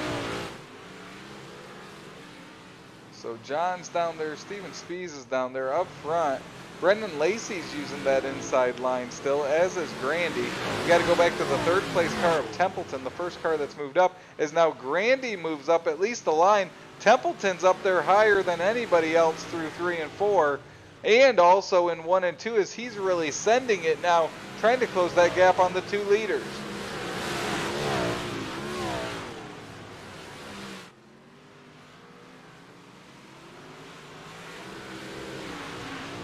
Templeton will pull. Oh, he'll get into Grandy. Around they go. Caution comes out. Watch that one live as Templeton and Grandy.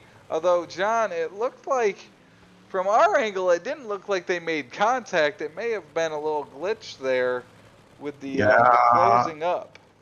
This car, of all the dirt cars, is one of the worst with what we like to call net code. And it's a predictive code, and it thinks you're going to hit them, but you can turn somebody without even touching them. Anybody that's been in iRacing for any period of time will tell you about that dreaded net code. Yeah, it's just the price we pay for racing in the virtual world. So we watch it from that angle. Let's get the blimp view here and see if we can tell if there was actually contact there. As Templeton had plenty of momentum using that outside line. Oh, and that one may not have been net code there, John. Oh, you're the one that would see it, not me. That one may have had some slight contact there with the left rear. What you're saying? Quite possibly, two drivers are going to look for each other in the enduro. There could be, or maybe there wasn't, and I just the blimp view is from high up, so Gotcha. maybe I missaw it there. Well, hey, pace car's off. We got 10 laps to go here. We'll see how this thing shakes down here. 10-lap shootout. You got Lacey in the lead, Pomalu in second, John Hine third, Steven Spies fourth, and now Wilson into fifth. Green flag waves. Pomalu gets out of sorts there on the start. That'll open up the door for Lacey to separate from the field, as Pomalu now has John Hine and Steven Spies hot on his tracks down the backstretch. Track really starting to slick up, and that slicked up part has gotten wider and wider in the corners as another caution flag will wave. This one looks like the 181 of Jeffrey Kemper involved.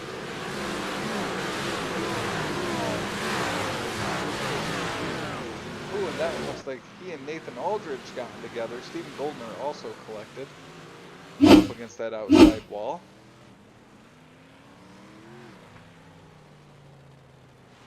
Yeah, Pomalu spun his tires on that last restart, so when you said he got out of sorts, that's kind of what happened there. So we'll have another Mission 22 restart. See how it plays out here. Our fourth restart of the night here with the Big Black Modifieds.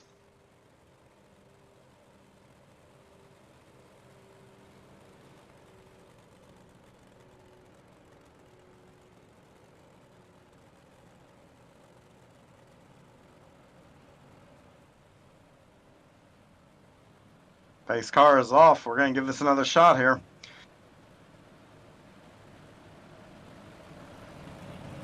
For alone. As it is Brennan Lacey out front. Green flag will wave. Pomalu much better restart this time as he's able to keep close on Lacey as they go off into turn number one. Front four all towards the inside of the track there. You have to go back to Wilson there in fifth as the first car that's moved on up. Spies to the inside of John Hine. That's a battle between teammates for third. Oh, Pomalu and Lacey make contact. Pomalu will fall back. John Hine will make an attempt for the lead on Lacey as Pomalu Spies get together. Wilson also involved. Isaac Salas. Oh, and I gotta let them back by. Oh. So we will see how they line up, John. Yeah, Pomalu's going to get his spot back.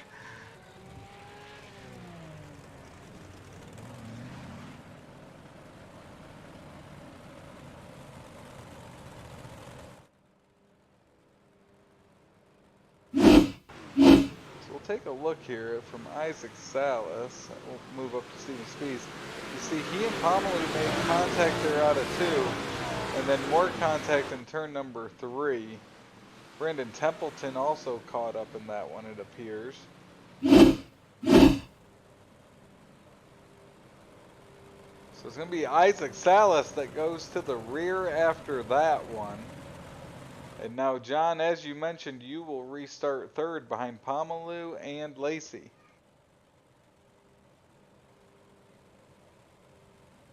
That was a little exciting. Got a little hairy there for a minute. It did.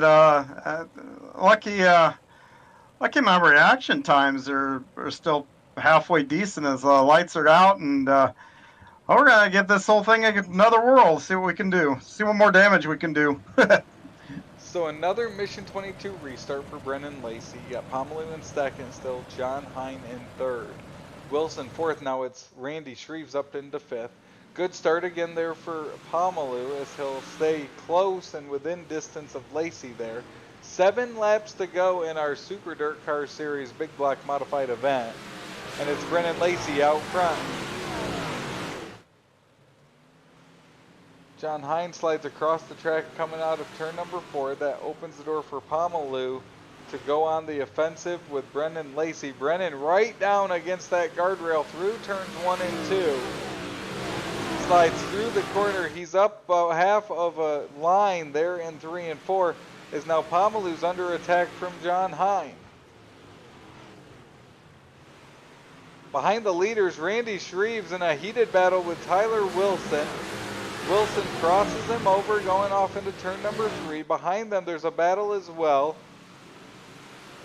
It looks like Ryan Beagle has some issues. He was running in about 7th at that point.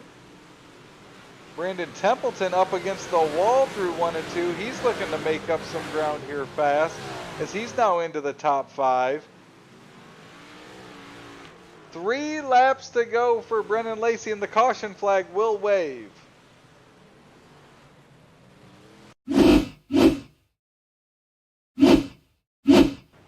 This one for Steven Spees.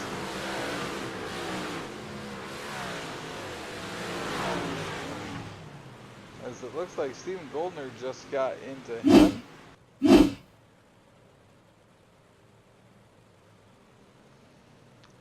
So John, what's it going to take to get up there and battle Lacey for a win here?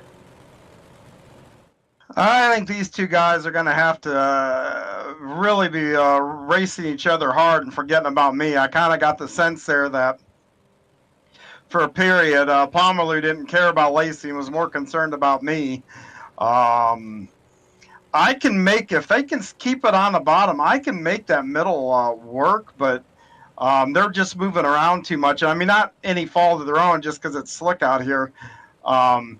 You know, running third and it becomes a risk and reward. You know, do you want to put yourself out there where, okay, we know guys are moving around to catch a right rear and, you know, end a great run, or do you try to get them a mistake and get them up off the bottom and you know, try to work that way? And don't know which way to go yet. You know, how he enters the turns, I suppose I'm going to have to react accordingly. Well, we will see how it plays out. We got the pace car going off here, so we don't have long to figure this out. And so this is essentially green-white checkered, isn't it? Yep, green-white checkered here, and it's going to be our Mission 22 restart. So Brennan Lacey leads them through 3 and 4. Green flag waves.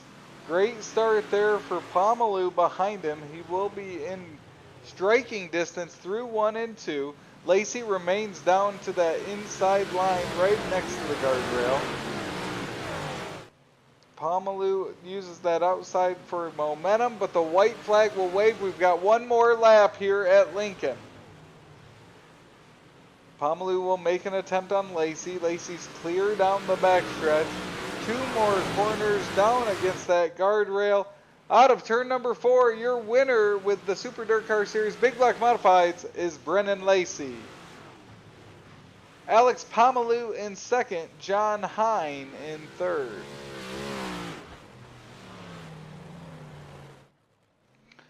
So John, you fought your way back up, finished third.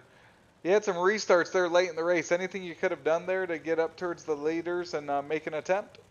No, everybody was in really the preferred lanes. So, you know, I think we could have gotten that outside to work, but on a green-white, the thing about running middle or the high side, you got to build your momentum up, and that takes a lap and a half. And by that point, you're coming around for the white, and while you're working up that momentum, well, I've got guys behind me that are also trying to take the spot away from me. So when you've got to defend and try to race, it's a tough spot to be in. So I just opted for running my own race and making sure I got a good finish out of this deal. So you came in here for the modifieds tonight looking to learn something about these cars on this track. What's your takeaway after the small block and the big block race? Well, I came into looking about the track, learning about the track, and you know, we come back here with the late models, both here in C2C and the Pro Dirt Late Model Series. Yeah, I think this is going to put on this. If we can keep it clean, this track will put on the best late model show that we probably have in all year. Well, that is definitely something to look forward to, John. Any sponsors you want to give a shout out to here tonight for your third place finish? Oh, sure. We'll start with Cool Ray Heating and Cooling. Yeah, if you need any tune up here as weather has turned cold, at least here in St. Louis. Anyway, check them out if you're in the Atlanta area, the Birmingham area, the Nashville area, and I think the Tampa area. So they're expanding their reach. Check them out. I'd also like to say thank you, Brenna, over at the Cruise Shop. Go to the cruiseshopfw.com, and she can send you anywhere in the world you want to go. Let's also say hi to my gambler teammates. They're down there having all the fun without me, and probably have more fun when I'm not there than when I am. But like to say hi to them and thank them for all their help, and just a great group of guys. And then I want to thank my wife. She lets me do this, and I don't want to say she's my biggest fan, but she's tolerant. So that's all I can ask for. So I want to thank her, and like to thank my kids also, Danny, Cassie, and Dylan. Just say hi to them. Well, a great third place finish for you, John, and I'm gonna keep it with you since you were out there racing with him. Now joining us is the second place car of Alex Pomalu. Yeah, Alex, this is John. You got a copy? Yeah, I got you. Couldn't you just make one mistake? I mean, that's all I needed, man. You put that car in that green, white checkered right where you had to. Tell me about the last few laps. It got pretty treacherous there. What more did you need to maybe get Lacey? Yeah, I think I have do a mistake. I think with 8 laps to go, I do apologize to all the guys involved in this yellow flag. I touch a little bit Brandon, and we cause a yellow flag. I apologize, but I'm trying to be in the middle of the track for force Brandon to mistakes, but he don't do it, and that's why I'm finishing second. And I see you in my mirror, and I say, oh my gosh, this guy's faster than me, and I think you pass maybe in 5 or 10 laps if we have it. Well, I don't know about that. You were driving a great race, man, and that line was really, the line to be in. So, yeah, this track is a very tricky. It's a special track. I think the track is for sprint car or maybe late model. It's very tricky, and especially in the big block modifier. Yeah, well, I've got news for you. It's tricky in anything. I've been here in a sprint car too, and it's pretty wild. So, oh man, hey, congratulations on a really good run here. Who would you like to give a shout out to? Yeah, thanks. First to my team, ATR, G Fuel Fox, Apex Design for the wraps, especially to my dad. Thanks, Dad, for watching on my race, to my girlfriend, and all guys working in the scene of the Coast to Coast Racing League and the broadcast. Thanks for the great show every week. Thank you. Well, thank you, Alex, and you have a good week, and merci beaucoup. Merci. And that's Alex Pomalu, our second place finisher here in the Big Block Modifieds. And now joining us from Cool Ray Victory Lane, it is our winner tonight, the 414 of Brennan Lacey. Brennan, you were down there right along the guardrail. Was that where you wanted to be, and did you feel that was the fastest way to victory? Oh, you know me. If it's anything on the bottom of any car, I'm gonna like it. That's just my style there. I think I overshot the entrance a little bit there for a while, but if it can be down on the bottom and almost feel like a lockdown track to me, I know I'm gonna have at least a decent run at it. So you didn't race in the small blocks. You come out here, you dominate here in the big block race. What did you learn, and what do you take away from Lincoln here tonight? Lincoln's one of my favorite tracks. I really like how the tracks run here. How it's like it could be 2 groove. It's the first time I think I've ever ran a big block or even a small block at that track, and I think it was a little bit more 1 groove than what you see in like a sprint car or a late model or something like that. But I feel like you could definitely get racy with it. You could go up there and you could run 3 different lines there if you wanted to try to get that car to work. It was just all about throttle control and keeping the tires under you so they didn't spin up off the corner there. So we saw some late cautions there, bunching it up, gave the guys other opportunities. Did you feel if you kept it down against the guardrail, they were going to have a hard time getting around you? I knew that there for a little bit. I think Greg ran second there. He got me there in the left rear, I think once or twice because I was leaving that bottom open. But luckily I had Jeff Fitzpatrick in there, Fitzy as we call him, up there spotting for me tonight, and he's really let me know, hey, these guys are right there, but if you're staying smooth, you're gonna go with it. I know John was coming on the top. I know you were. Fitzy let me know that. So, I didn't really want to go up there because I knew that I had a good line down there, and I knew if somebody wanted to get around me, they'd have to make it work up there in the top slick. So, I just stuck with what he told me and stayed smooth there, and luckily kept it out of the fence. Well, it was a great performance tonight. Great victory for you, Brennan. Any sponsors you want to give a shout out to tonight? Yeah, a big shout out to Vanderbilt as always. I got to really thank Fitzy for coming in there tonight and hanging out with us. He doesn't get out much racing anymore, but he'll like to come in there, talk with us, and he'll spot for us. That was a big help there for sure. And big shout out to the other guys. I wish Beagle and Goldner, they were the ones that talked me into even running that race. So I got to thank them because it ended up paying off for me. But I wish they could have got a little bit better finishes there. But big shout out to them. Ross Velocity Race Designs making the things look killer as always. You boys coming on. Really like going back and looking at these broadcasts next day. So I really appreciate that as well. Well, congratulations, Brennan. We look forward to talking to you again soon. That's our winner from tonight's Super Dirt Car Series Big Block Modified and Coolray Victory Lane, Brennan Lacey. So, John, we got 2 modified events down. We're going to head over to the asphalt in Michigan for our Race Against Childhood Cancer NASCAR Xfinity Series. We're going to take a quick commercial break. When we come back, we'll be asphalt racing from Michigan. It's Florida in February. Kick off 2023 with the Dirt Car Nationals at Volusia Speedway Park. Sprint cars, late models, and modifieds at the world's fastest half mile. World of Outlaw Sprint Cars and Dirt Car UMP Modifieds February 6th through the 11th. World of Outlaws late models and Super Dirt Car Series Big Block Modifieds February 13th through the 18th. Tickets and camping at dirtcarnationals.com. February 6th through the 18th at Volusia Speedway Park. Be there.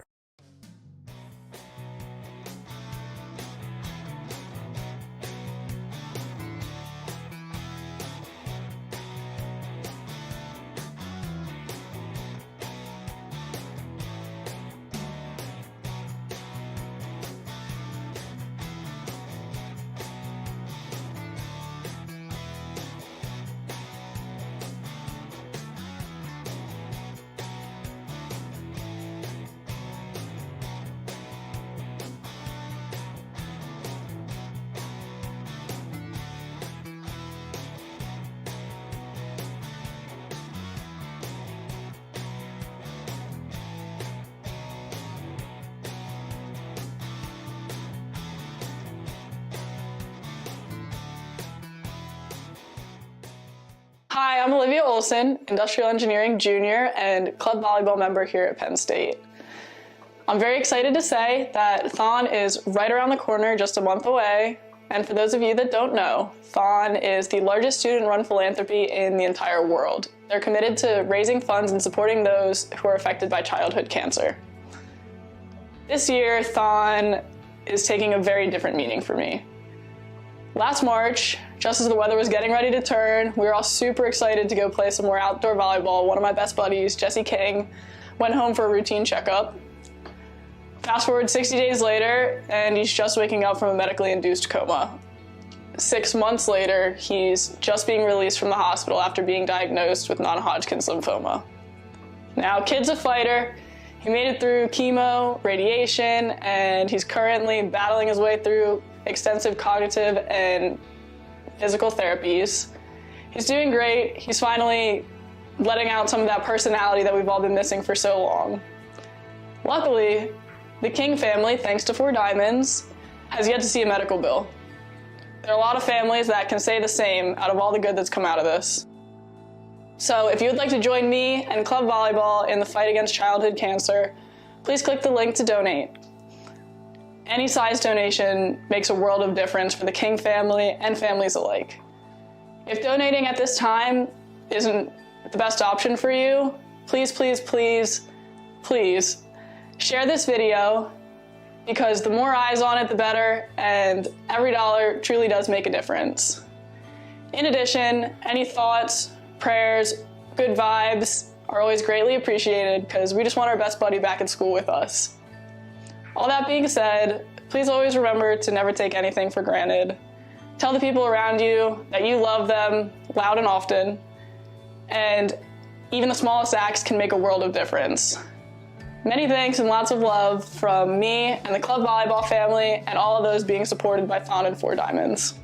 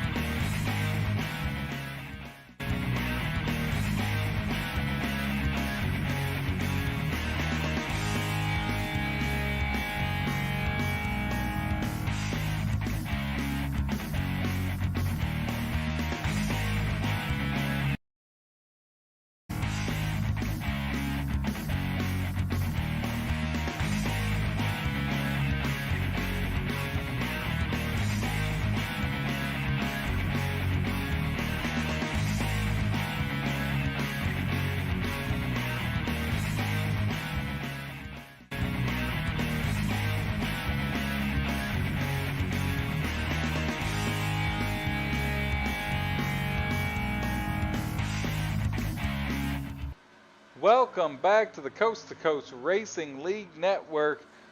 We are here at Michigan International Speedway for the Race Against Childhood Cancer NASCAR Xfinity Series as our Flatline Racing Bodies Thursday Night Thunder continues on.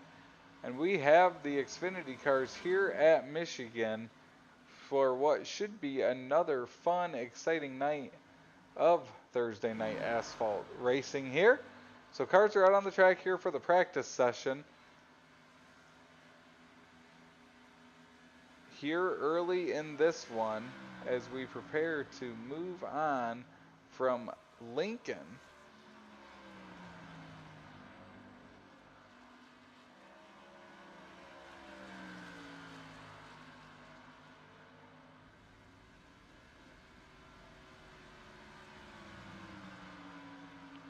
So John will join us here shortly. He is also race control tonight, as he has been here during the NASCAR Xfinity Series. But we'll take a look at those A&J Custom Creations point standings. Currently, it's Aiden Young atop the charts. He has 5 races, 1 win, 3 top 5s, 4 top 10s. Bob Light has 3rd. He has a win. Between them is Matt Robinson. He's been fast all season long. Jacob Butcher in 4th and Christopher Schaefer in 5th. So those are your A&J Custom Creation point standings. And looking here tonight, there's Aiden Young out there on the track in his 69 machine. Currently 3rd fastest here in this practice session.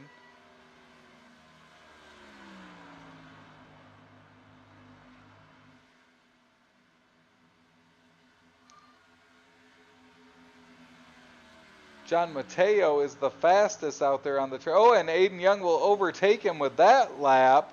A 39.25, just edging out John Mateo. Kyle Moon in 3rd, Colin Johnston 4th, and Mark Gilbert in 5th. Brandon Ishkanyan out there in his 19 machine, always someone that is fast. Looking throughout this field.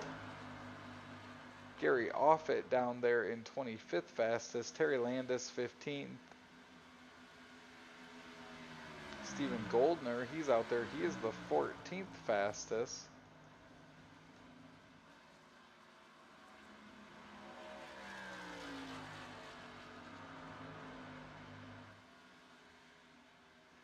Steven Goldner has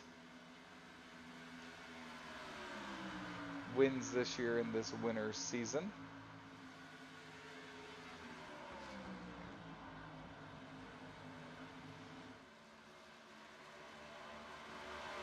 Joe Canellis of the Salty Dogs race team, 17th fastest here in this practice session.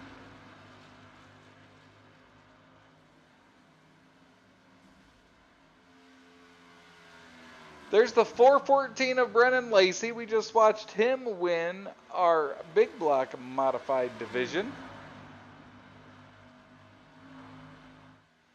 And as we get going here, we'll grab Preston Kramer, see what he is up to out there on the track and what he expects. Hey Preston, it's Travis up in the booth. Got a copy? Yeah, got you. Sorry about that. So we move on to Michigan here. You're out here during this practice session. Big, wide, fast track compared to Richmond where we were last week. What's your expectations here for this series tonight? Well, unfortunately, I expect to be towards the back. I am not good here at all. I think caution-wise we'll do pretty well. I think Tuesday night went a little better than we expected, and I think when guys have to drive a little more cautiously because the car's loose, sometimes we get better results. So I think we'll do well in that aspect. I'm not so encouraged by my personal potential here. Speaking of that, here at Michigan, big, wide, sweeping corners, what part of the track's really giving you the most trouble? Well, really all of it. You know, I'm trying to run low and high, and none of it's working. But it's the corners. I mean, I'm just pushing so bad coming out of the corners. It's loose for the first couple of laps, and then it's wicked tight. And yeah, I'm just dealing with that. Turn 2 is really, really difficult. Well, good luck tonight, Preston. We've had a lot of guys come into these races with some nerves and low expectations, and they seem to exceed them. So we'll see if that happens for you here tonight at Michigan. Yeah, it seems like the only way to go from here, right? So we'll see what happens. Good luck, Preston. Hopefully we'll talk to you later. Thanks, Travis. That is Preston Kramer. He is out there on the track in his 07 machine here as they continue their practice session from Michigan. Also out there, we've got Steven Goldner in that 30 machine. He's been fast all season long.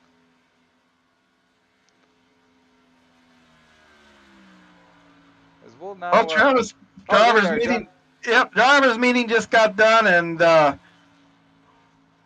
believe the admin just got to take us to qualifying now. So we had just talked to Preston Kramer there, John. He had 11th fastest lap, but did not feel confident here with his car. Was talking about how loose he was. It felt going into the corner and then tight on that exit. Yes, because you're carrying so much speed into the corners, especially if you're behind somebody. You can be tipping up near 200 mile an hour. When you turn that wheel, that back end gets light. And then you're carrying so much speed through the center of the corner. Well, when you get out, that nose wants to just keep shoving out and go out to that wall. So, on the front stretch, you've got that. I don't want to call it a quad over, but you kind of got that big, long dog leg out there, so you can swing out a little bit coming out of 4, but coming out of 2, that wall comes up in a hurry if you're pushing. Watching the 43 of Brad Wetzel out there currently. He'll come to the green flag. Plenty of cars here. So, John, we were talking about it before we came on air. With this series, obviously you've seen them go through. We were at Richmond last week. What's your expectations here tonight at this big, wide, sweeping, and fast track of Michigan? Well, I think I've got high expectations. You can do a lot of things. A truck race here, you could run right down on the yellow line, but then you started out as the tire wear got in. You had to kind of walk up and get into that second, and some guys were even making that third line run. But this track is incredibly wide.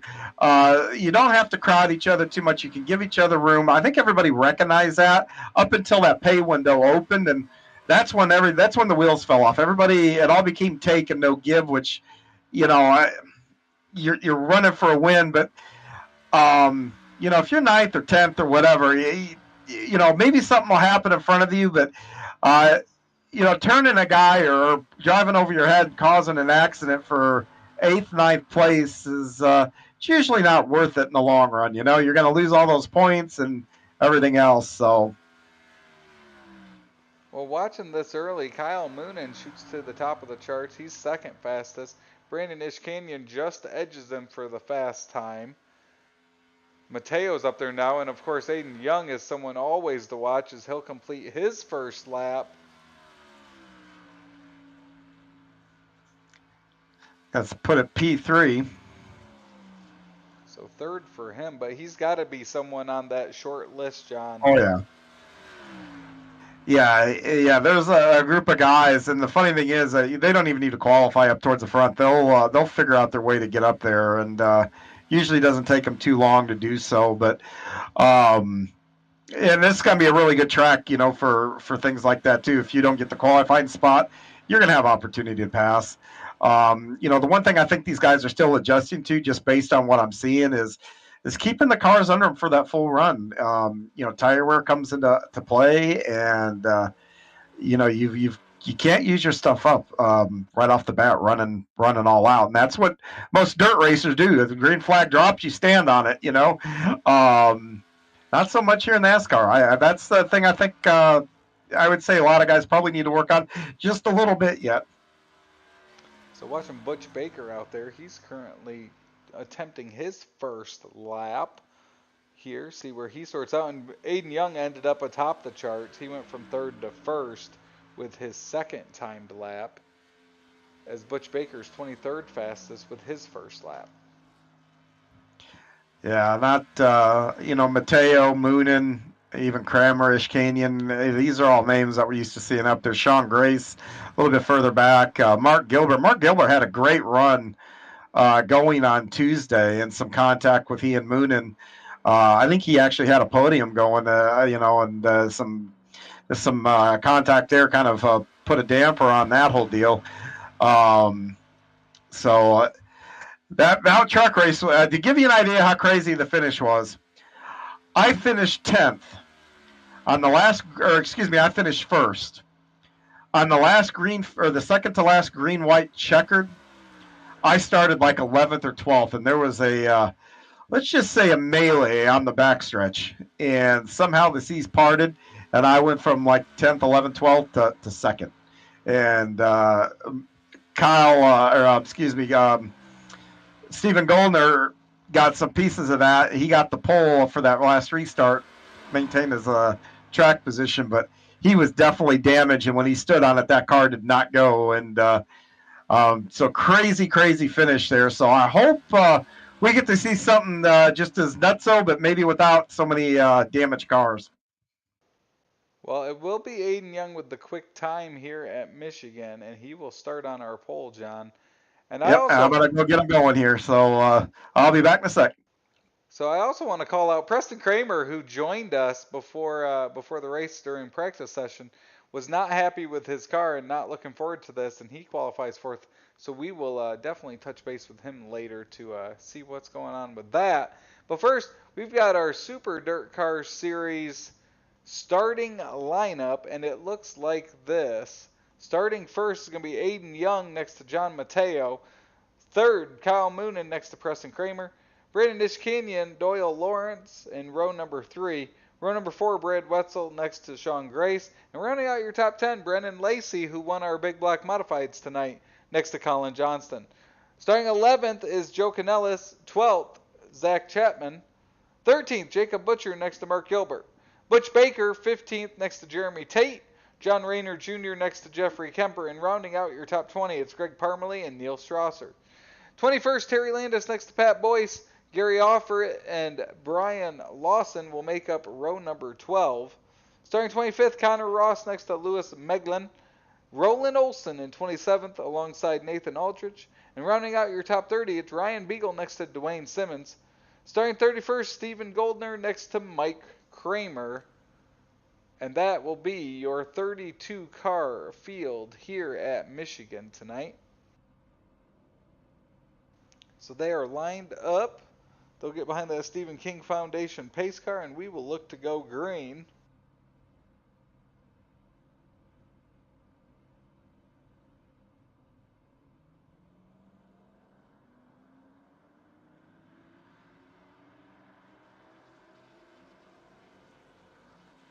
So as they make their way down pit road, we're going to bring in Preston Kramer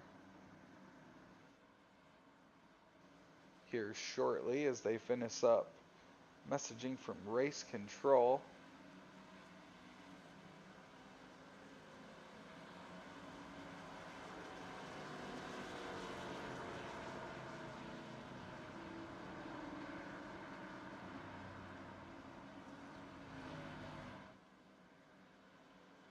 Sounds like you just don't want the brick wall car then.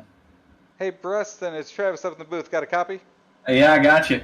So we talked to you earlier. You weren't expecting much here, and then you put it P4 in qualifying. What's going on with that? You know, I finished qualifying and a little, well, frankly, quite better than I expected. And I went, you know, Travis is probably going to drag me back up there. But for the record, my hopes still aren't high. Conserving tires is my biggest problem. So qualifying doesn't hurt me too bad. But I am much further forward than I expected to be at this point. Well, we'll take credit for as a broadcast lucky horseshoe there, but we'll let you get this thing under green, and we'll hopefully talk to you again here soon.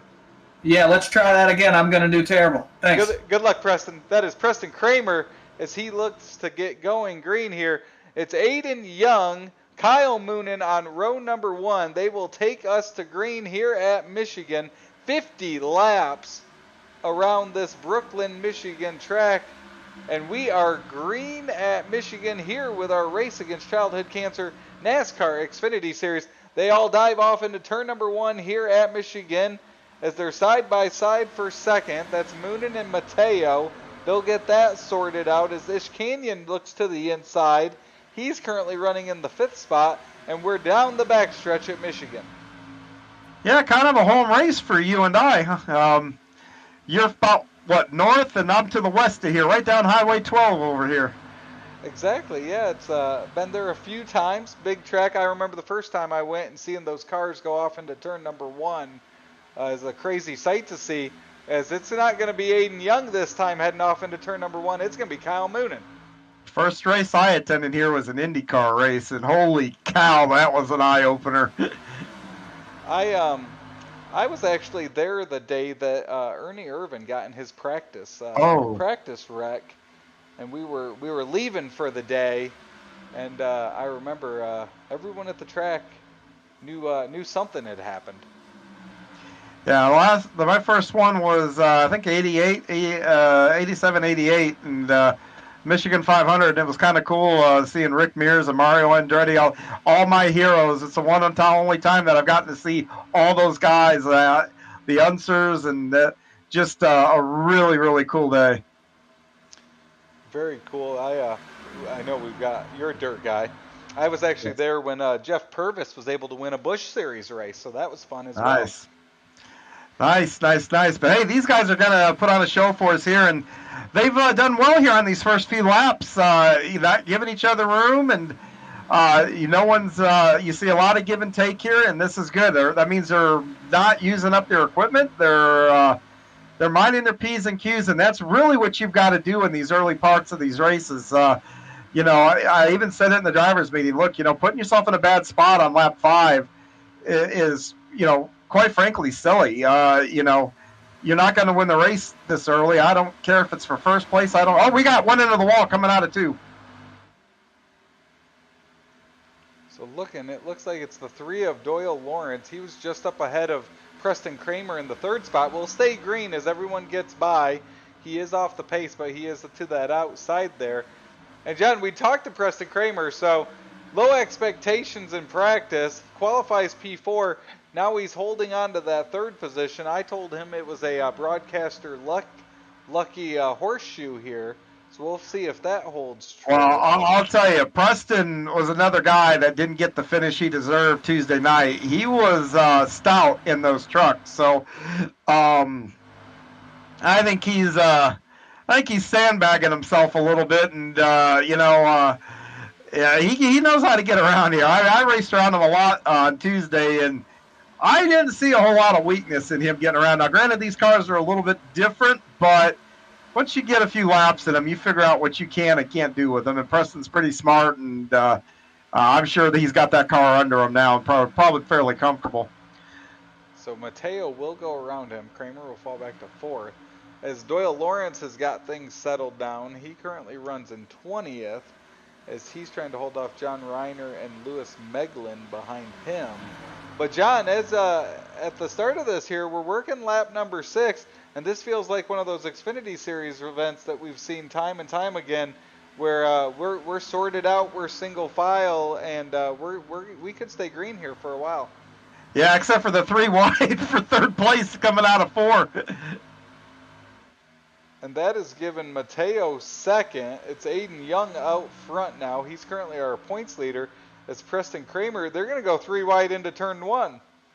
They sure are. And I can't begin to tell you, on these big tracks like this, when you start racing another car, it just sucks the guys behind you right up to you rapidly. And this whole time, Aiden's probably looking in that rear mirror going, he's probably... what was that? Jacques Chirac. He's probably got his macchiato out and reading a book as he's driving around. The first Talladega Nights reference of the night from you, John, which it's always fun when those come out. And it's always the ones that you really have to pay attention to that movie to really notice. Yes.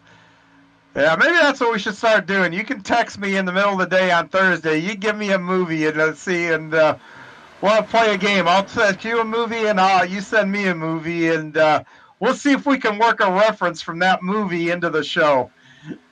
Love it here. But this battle, John, is continuing from 2nd on back, and there's some really tight racing going on there, especially as they go through 3 and 4. Yeah, but they're still giving each other room. I mean, they're not down on each other's doors. If this was like 5 to go, you've got, you can fit a whole nother car in between these guys, but I'll bet you 5 to go. You're not going to see that big space between them. But I do got to give a shout out to Brandon Ishkanian's paint there. Speaking of Jeff Purvis, that was a Purvis and a Kevin Grubb paint from way back in the day there. And unfortunately, Kevin took his life, I don't know, maybe late 2000s. And good kid. And both he and Purvis, both good guys driving that car there. Was that the Wolf? Yep. Yes. Tobacco? Yeah. Yes. As Moonen will look to the inside of Ishkanian, that group of cars starting to break up there, as that 43 has moved past Kramer there, and now Moonen will move up into the 2nd spot. But out front, John, almost 2 seconds is that 69 machine of Aiden Young. He's out for another Sunday afternoon drive like we've seen a few times this season. Yeah, he is, and these guys keep getting single file or double file or trying to settle 2nd. Every time they do that, he pulls a little further away. The best thing, to be honest, with these guys that are running 2nd, 3rd, and 4th, get yourself in line and run him down. If they get into a line, they should, those guys, because the draft does make a difference here. If they get in the line, they will run him down fairly quickly. How important are the tires here, John? Looking at these lap times, Aiden Young's last lap was almost a second slower than his best lap, and we're only 10 laps into this. It's huge. Now, remember, Aiden's got a big enough lead there. He's probably taking care of those tires, too. So his tires, I guarantee it, his tires are in better shape than these guys that are back there in 2nd, 3rd, and 4th. And that's going to play in big here as this run continues, because that'll allow him just to keep pulling away. But you have to. I mean, it's all the big thing on the asphalt side of things here in iRacing. And I've run a few different things here. It's so important for the first part of a run to take care of your tires, because if you don't, that last half of fuel run or whatever, you're hanging on for dear life. You really, really are. So looking at the lap times, Aiden Young ran a 40.83 there, which was still amongst the faster times. His best lap here, a 39.6, so over a second slower here as we work lap number 12. Currently watching, that is Strasser, and Butcher they're battling as Strasser moves into the 14th spot. Not far back there, you have Pat Boyce looking to the inside of Butch Baker as they continue to move forward. But out front, it is that 69 machine of Aiden Young as we have 12 down of 50 laps here at Michigan. Yeah, I'm thinking about hopping down in the gambler chat and telling him to slow down so he can make it a race. But I'll tell you though, I think that battle for seconds kind of sorted itself out. I think Moonen's grabbed control of that here, so we'll see if Kyle can make any inroads towards Aiden here over the next few laps. Pits, because they don't have a full tank of fuel, pit stops are not too far off in the distant future. I'm kind of curious how many guys will take maybe right sides or maybe no tires, or how many guys will actually take them here. I don't know if there will be different strategies. It's all going to be on, how much you use your car up. Well, and we've seen here time and time again at Michigan, if there are green flag pit stops, that transition from turn number 4 onto pit road can definitely cause some issues. Oh, yeah, and if you push it a little too far and hit that green stuff that's just to the right of pit entry, you're along for the ride. You're no longer driving your car. You've hit a sheet of ice, so that it gets you in trouble really, really fast. The one nice thing about having a long run is you're not going, and Ishkanian got into the wall. So he'll slow down his momentum. Preston Kramer goes around, as does Sean Grace and John Mateo. I've been watching. I think Ish there, he had used this stuff up. He started kind of falling back to begin with here. And if you notice now, everybody, even though they're single file, they're way up the track. So they're trying to get around these corners, not put a whole lot of wheel into the car, because I'm going to guess with worn tires, it's going to be awful loose. So, yeah, that's now you're going to be able to see who took care of their tires the best, and then they're going to start making time on the guys that didn't. So riding along with Ishkanian, he'll settle in. He's back into that 7th spot. Oh, and there's a wreck on the backstretch. Oh, and more cars go around. We'll take a look at that replay, but our first caution of the night will come out with that. Because it looked like Brennan Lacey had some issues. Lewis Medlin did as well.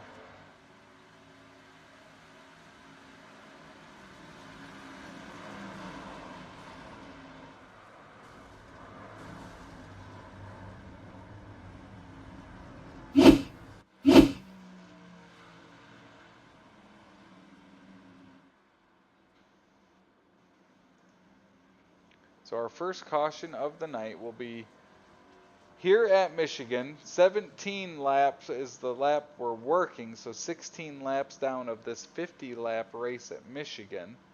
And we'll see how pit strategy comes into play here.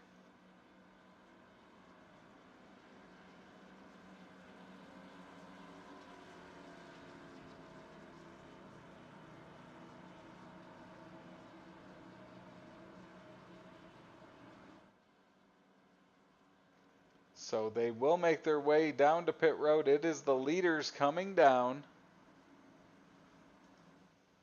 Make their way down pit road. You can see the long pit road here at Michigan. All the cars making their way down. Looks like the front 20 are in. And it looks like this could be the entire field making their way down to the pits. We do have some pit strategy. Actually, it looks like Pat Boyce had pitted the previous lap, so he's just leaving there.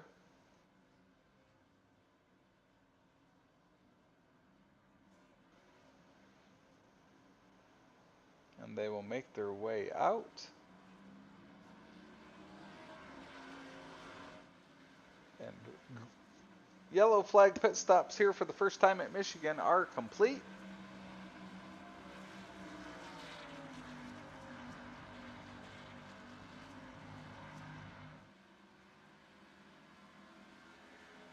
Hey, Aiden, it's Travis up in the booth. Got a copy? I got you. A good start there for that long green flag run as you were able to separate from all that battling behind you. How's the car feel, and how do you expect this one to play out here today at Michigan? The car feels really good. I just got to keep being smooth and just see where I end up in the end. We were talking about how important the tires were and how much they fell off even after about the first 10 laps. When you have a big lead like that, are you paying attention to that, or are you still trying to push it as hard as it can go? Oh, I was paying attention to it really huge, just knowing I had a big gap and just letting off early and just letting it roll and let the car do what it wants. Well, it's a great start for you here tonight, Aiden. We'll see if we chat with you later. Good luck the rest of the way with this one. Thank you. That's Aiden Young. He's currently here in second at Michigan, as he is our points leader coming into tonight. And another solid run here at the start for him. So he will line up on outside row number 1 next to Kyle Moonen. Moonen was able to beat him off of pit road. Second, you got Wetzel. Fourth, Grace. Mateo in fifth. Chapman 6th. Kramer 7th. Johnston 8th. Canellis 9th. And Nathan Aldrich in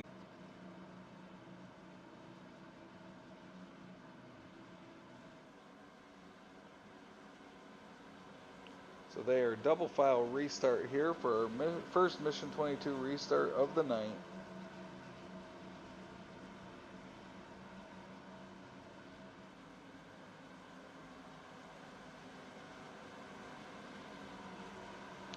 Kyle Moonen, Aiden Young will take us to green.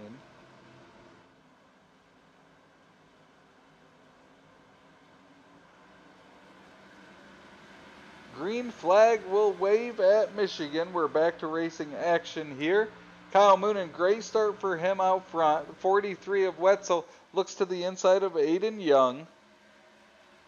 And this will be the first time Aiden's got some dirty air to contend with, having those guys out in front of him. So we'll see what happens here with him. So Moonen there as Aiden Young looks to the inside of Wetzel. If that is the case, John, here with this series and here at Michigan, is it better to pounce early while they're still tightened up, or is it better to let it play out and let them come back to you once things get strung out? Well, if you're up front like this, you can let them. You can let it string out. Now, if you are towards the back, you want to try to get a couple of guys and try to improve your track position. I mean, that's what you constantly should be doing with any kind of strategy, pitting or whatnot. But if you're up here, the rate leader's just a few cars in front of you. You can see them. Yeah, you don't want to use up your stuff. So opportunity is there.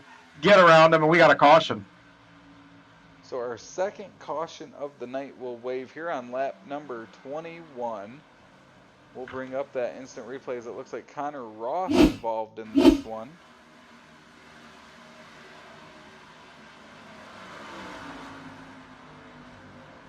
As he gets into that outside turn number 2 wall.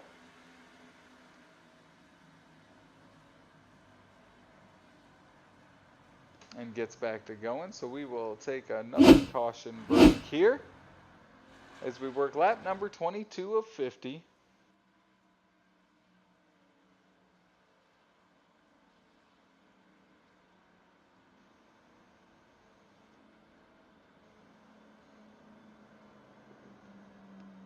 So it's Kyle Moonen out front. Aiden Young was able to get that second position back.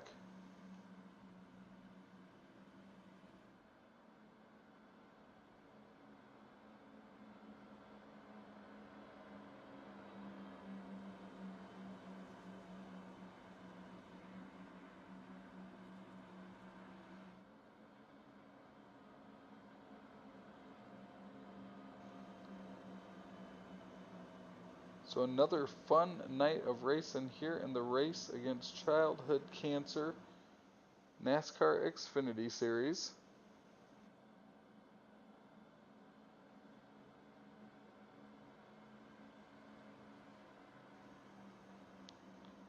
So it's Kyle Moonen out front, Aiden Young.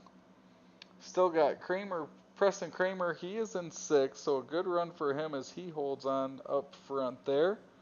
You also have Zach Chapman, great run for him here early.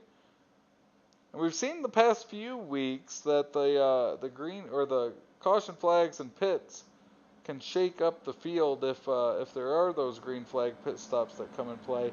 That has not been the case yet tonight. So it has benefited everyone up towards the front that they haven't had any shuffling here during this one.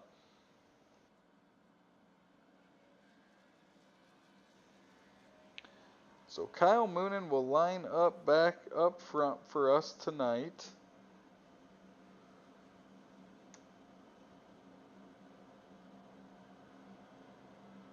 As Aiden Young continues. Brandon Ishkanyan, he had some issues there earlier. He currently runs in 12th. Our hard charger award, at least for now, is that 514 of Nathan Aldrich. He has raced his way up into 19th. Or I'm sorry, 9th, up 19.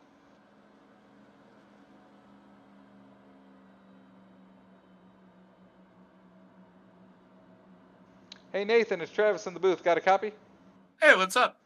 So up 19 spots here early in this one. What's your event been like so far here at Michigan? Just rolling. Casual and trying not to get into anyone. I had a scary moment right before that first yellow. They went right in front of me. So we noticed early in that first run, about 10 laps in, how much the tires fell off. How much are you noticing that in the car, and what effects is it having out there on the track for you? It tightens up center off pretty good. Like the right front just wants to take off toward the wall. So we were actually just talking about that. My right front was down to about 80%. Well, you're about to go back to green this time. Good luck, and hopefully we'll talk to you again later. Alrighty, thanks, bud. That's Nathan Aldrich. He currently runs inside the top 10. He's in 9th, as he will line up on the inside of row number 5 there.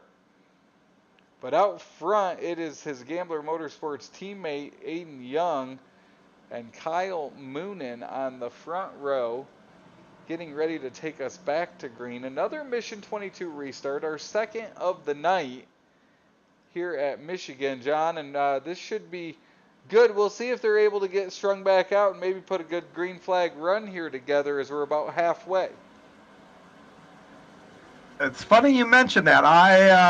It's what I actually just got done saying as race control. So we'll see if these guys are listening. But you know what? As a driver, I know once that foot goes down and you get focused, it's funny how often logic and reason go out the window. Well, we will see what happens here as they go back through that Mission 22 restart. We're going to go back to green at Michigan. Green flag will wave. Good start for Moonen as he'll jump out to the front. Aiden Young is back under pressure from Wetzel again, just as he was last green flag.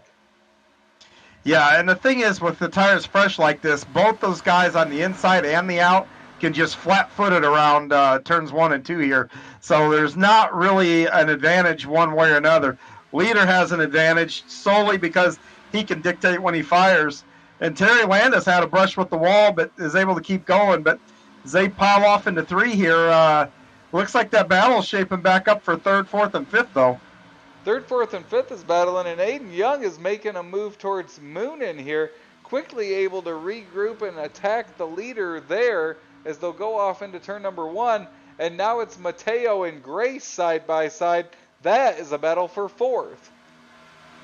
Yeah, and Aiden's done this enough. He knows that, you know what, he doesn't have to make the pass right now. Making the pass right now is not going to win him the race. He's going to work him over a bit, and if the opportunity comes, he'll do exactly that, take advantage of it. He wants to stay close enough that if Moonen does slip, he'll be right there.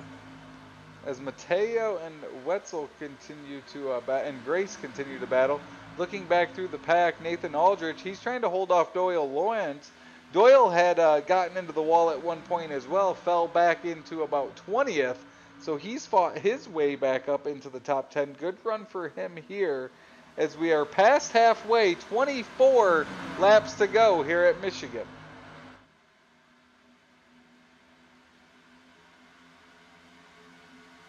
See Joe Canellis, he is good run for him. He's up to 8th.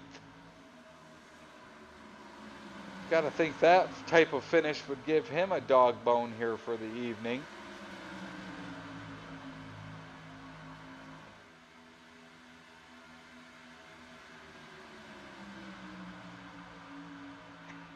Yeah, those proverbial dog bones, that's still just one of the coolest things, man. And I know a lot of those guys. I've talked to them here and there, man. That team has still got to be the most fun. The team's got to be the most fun to probably be on in the league. But we might have a battle for the lead here. I think Aiden's a little quicker than Moonin, and I think Moonin might recognize that and's not going to fight him too hard for it. I think he's just going to give Aiden some room, and if Aiden can work by, he's going to let him. I noticed that as well, and it's similar to what Aiden did that first green flag run, where he kind of just stalks the leader there. And he had closed up the gap, gotten pretty close behind Moonin before he made this attempt here. But they're quickly going on about a half a lap of side-by-side racing for that lead spot. Yeah, and the thing is, being behind somebody, there's one advantage to that. You can actually get better fuel mileage because they're kind of towing you along. That guy out front, he's not getting that fuel mileage. And, so there could be some gamesmanship there. Aiden, it's hard to tell if he's content with running there in second to let Moonin pull him down the front and back stretch, or if Moonin's like, hey, why don't you go out there and burn some of your fuel up? I've done it enough here. A lot of things going on in these asphalt races. Looks like Aiden almost has some side drafting going on as he's trying to make that move past Moonin. They got close to touching down the front stretch here. They're still side by side for the lead.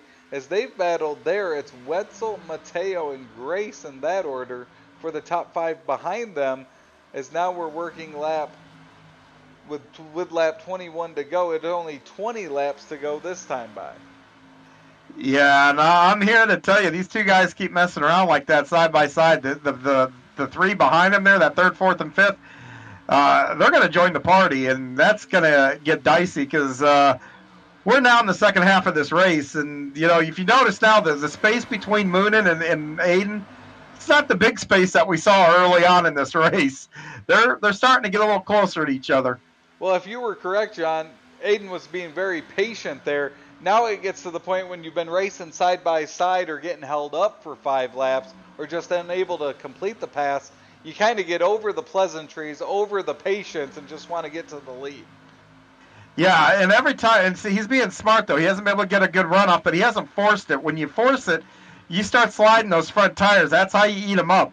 Aiden made that pass by being patient, working the guy over, and not using up his equipment too much. So that anybody that listens to this, and they can go back and watch, that's a textbook way to race on asphalt. It took him a few laps to get there, but he did it. And he did so without really using his equipment up too much. So looking back in the pack, you got Preston Kramer. He runs in 6th. Zach Chapman behind him. In the Coolray car. In the Coolray car for Gambler Motorsports. As they get close, as they both will make a move to the inside of Mateo, they'll be 3 wide at the line. That is a great battle for 5th. Yeah, this should be interesting getting down here.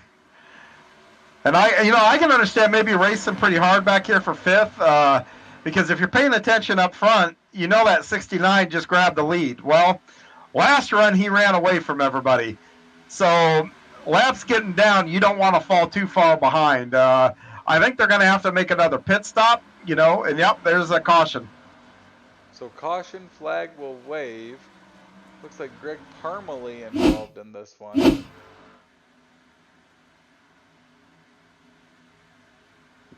Oh, it's he and it's the Parmalee car will go around. He had made contact there.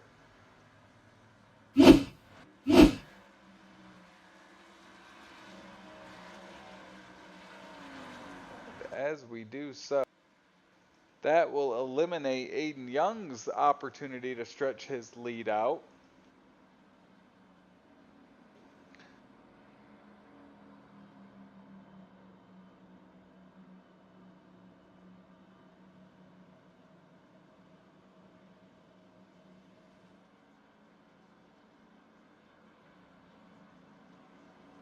And that will sort them out. It'll be Aiden Young, Kyle Moonen, Wetzel, Grace, and Kramer in 5th.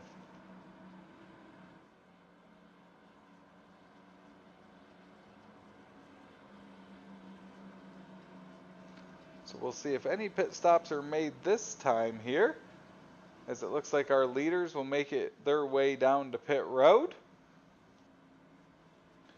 We have seen pit strategy come into play, but with only 17 laps to go, it appears a majority of the field is making their way down pit road in what should be the final pit stops of the night if needed.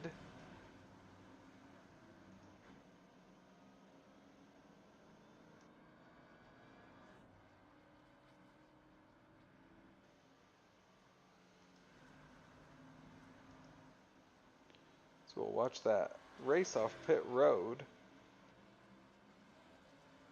Nathan Aldridge will be first off. Aiden Young will start 3rd there, as the leaders are back out.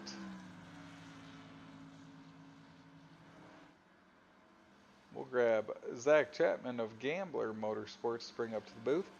Hey Zach, it's Travis up in the booth. Got a copy? Hey, what's going on, Travis? So Zach, you've made your way up into the top 10 there. You sit 7th on this restart. What's it going to take to get up there and battle for a win with these leaders? It's definitely, I mean, it's tough, man, because I want to say it's go time, but I mean, if we've had a lot of green flag runs, surprisingly. Well, you know, I love it. I'd love to see it happen, but if we have a long green flag run, you don't want to burn your tires up here and, you know, thinking it's a quick shootout, you know, with a couple cautions, because if we end up going these 14 laps under green, you're going to need those tires that last lap or you're going to be in trouble. So you've rode their back half of the top 10. There's been some really close racing battles. What's it been like for you? It looks like you've taken opportunities as they present themselves. Yeah, just trying to race smart, and it seems like the high side's the place to be. You want to save those tires. If you're on the bottom, you know, banging at full throttle coming out of the corner, you hear the tires squeal. You're eating up the rubber. So you're just trying to run up high, keep in the draft, and just hopefully you're there at the end.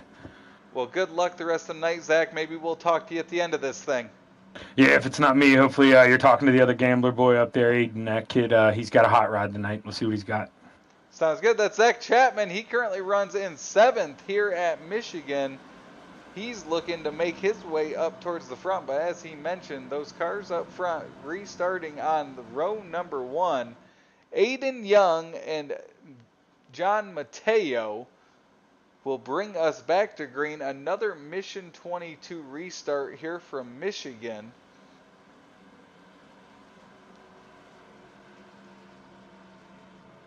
You also have Sean Grace up there. Kyle Moonen, who led earlier in this, will restart outside of row number 2.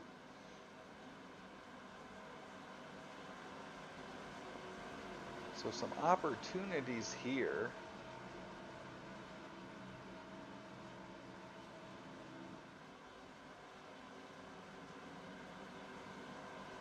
So we will go back to green with 14 laps to go.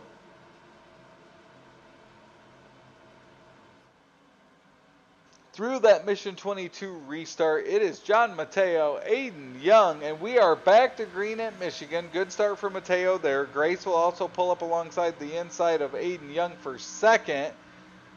As Mateo slides up in front of Aiden Young, Kyle Moonen right behind that 69 machine as they go off into turn number 1 for the first time. I know Zach Chapman got a little loose coming off the corner. He's going to lose several spots as that really broke his momentum.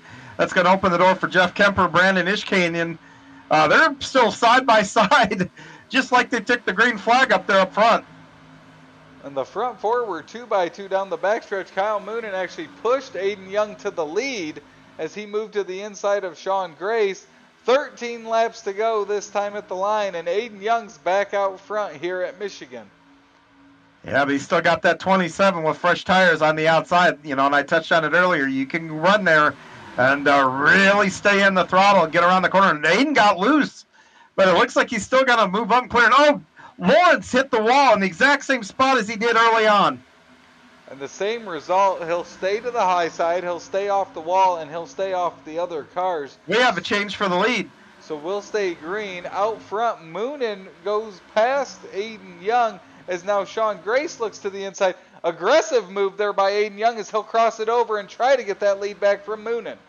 Travis, I think these boys are racing now.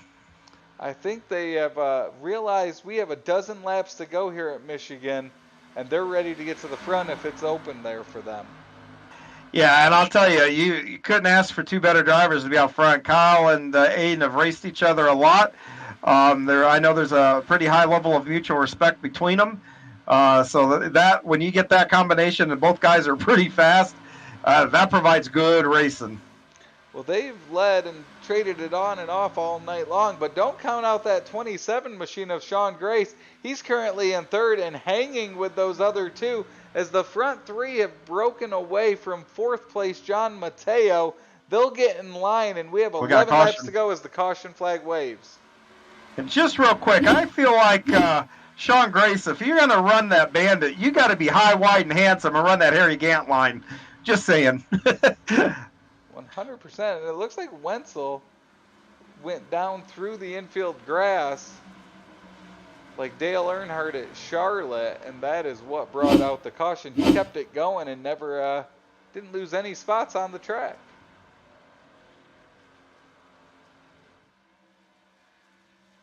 So, John, we're going to have less than 10 laps here for this shootout as we go back to green.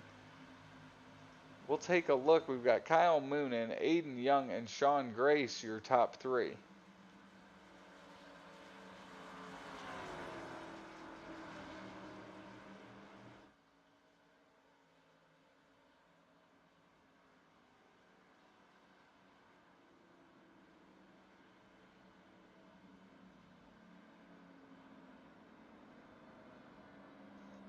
So the guys will make their way out on the track or around the track. See Aiden Young down there on the inside. Be less than 10 laps to go once we go back to green.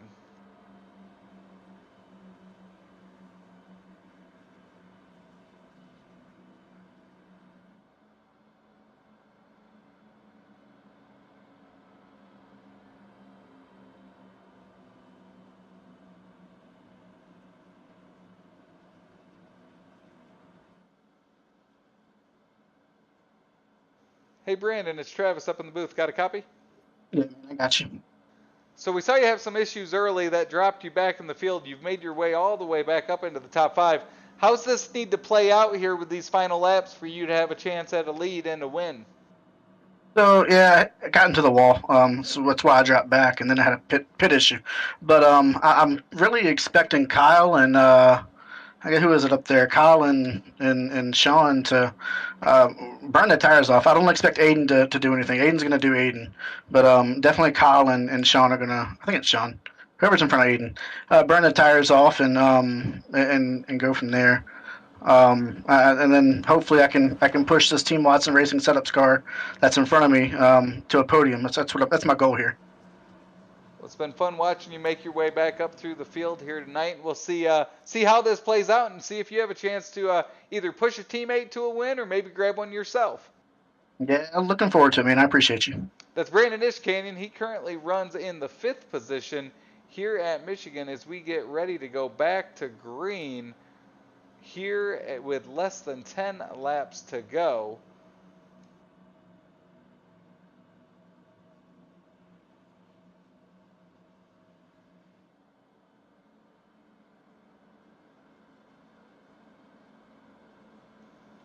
So working 9 laps to go this time by. The light should go off that pace car this time by as the field prepares to go back to racing here at Michigan. It is going to be our 4th Mission 22 restart of the night.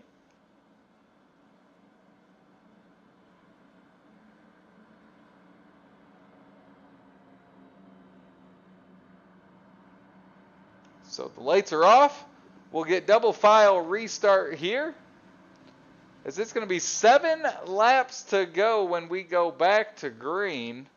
Kyle Moonen will lead. Aiden Young in second. Row number 2, it's going to be Grayson Mateo. Row number 3, Ish Canyon and Chapman.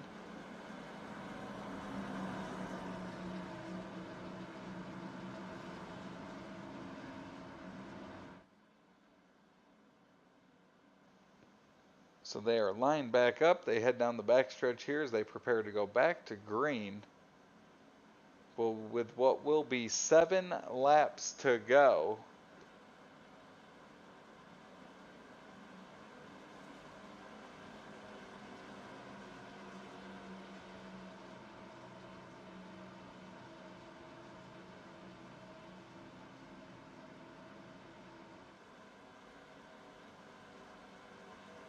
So double file restart here.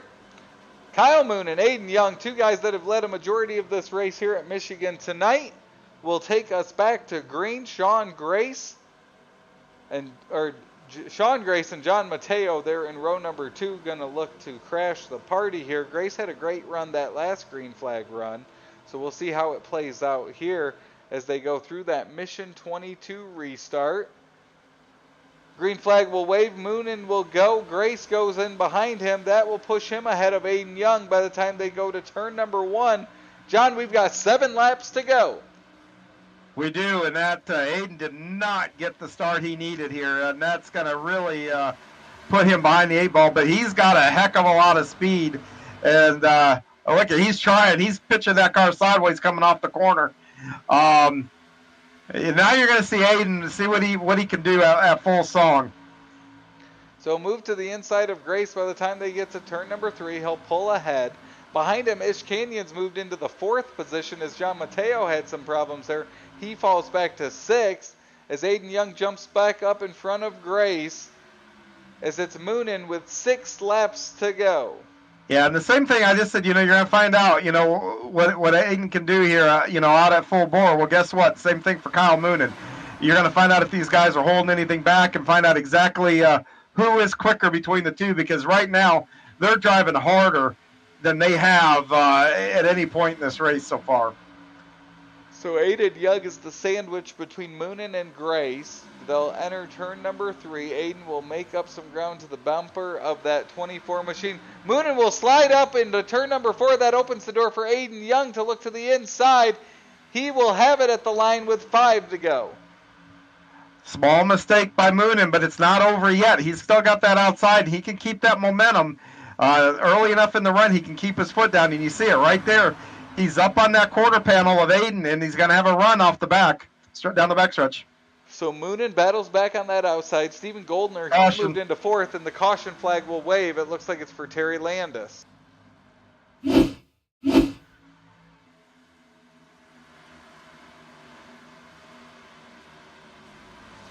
he gets into that outside wall after contact with Roland Olson, that will bring out the caution, and it should be a green-white checkered when we go back to green.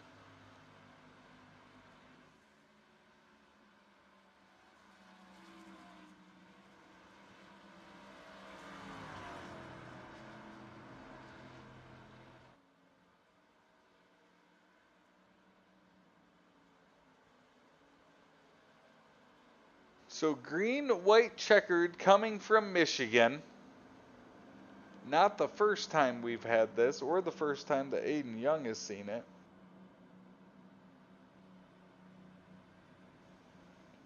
So they will prepare to go back to green.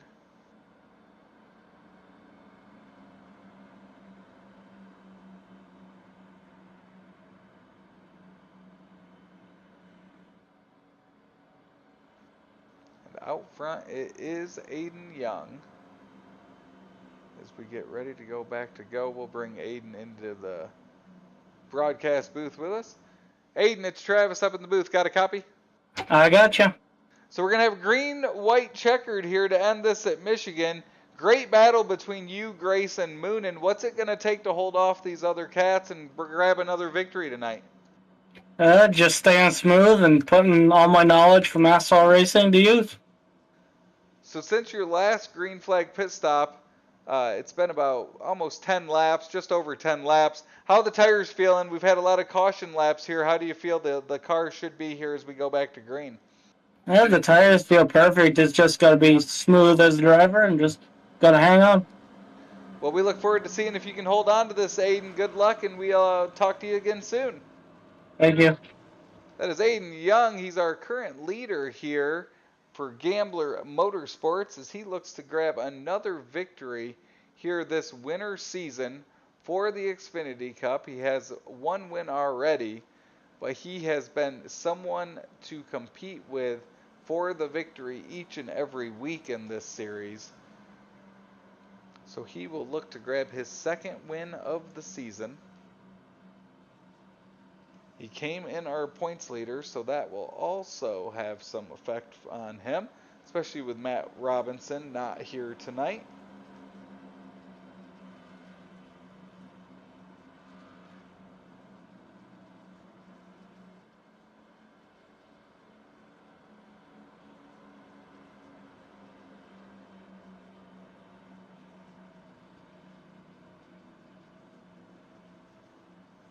So Aiden Young, Kyle Moonen, they get alongside each other up front.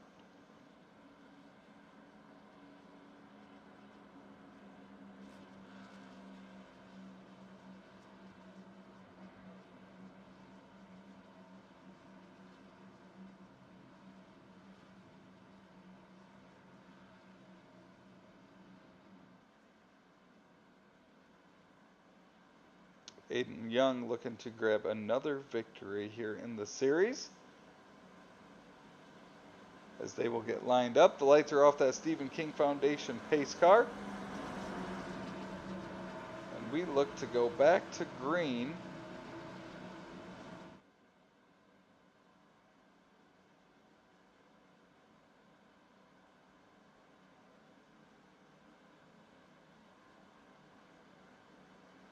They head down the back stretch.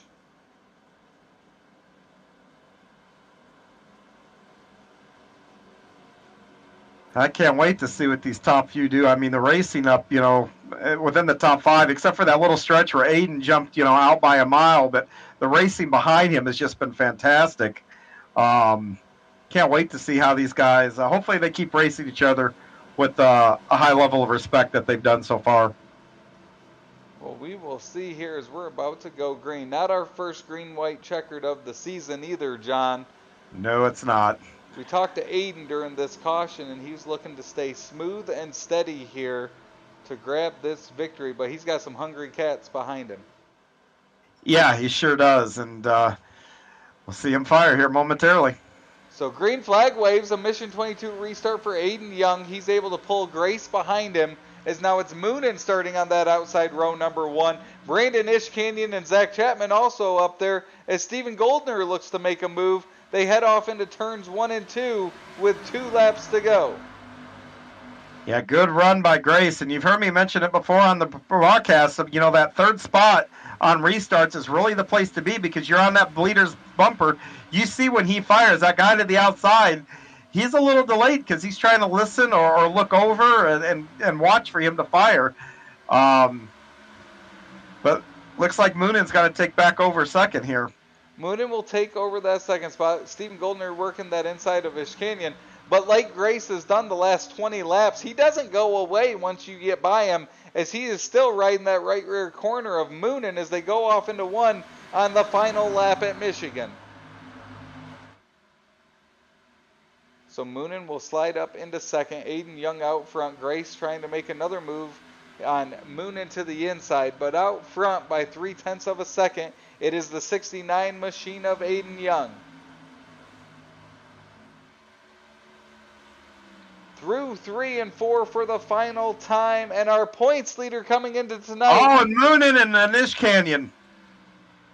The winner. Goldner and Ishkanyan. The winner will be Aiden Young. Ishkanyan gets rear-ended there at the line. He'll go around. That's after he grabs a 6th place finish. Steven Goldner will end up 20th as he was caught up in that. Zach Chapman 4th, Jeffrey Kemper 5th, as Gambler Motorsports will take 3 of the top 5. Your podium, though, here tonight will be Kyle Moon in 3rd, Sean Gray 2nd, and Aiden Young your winner.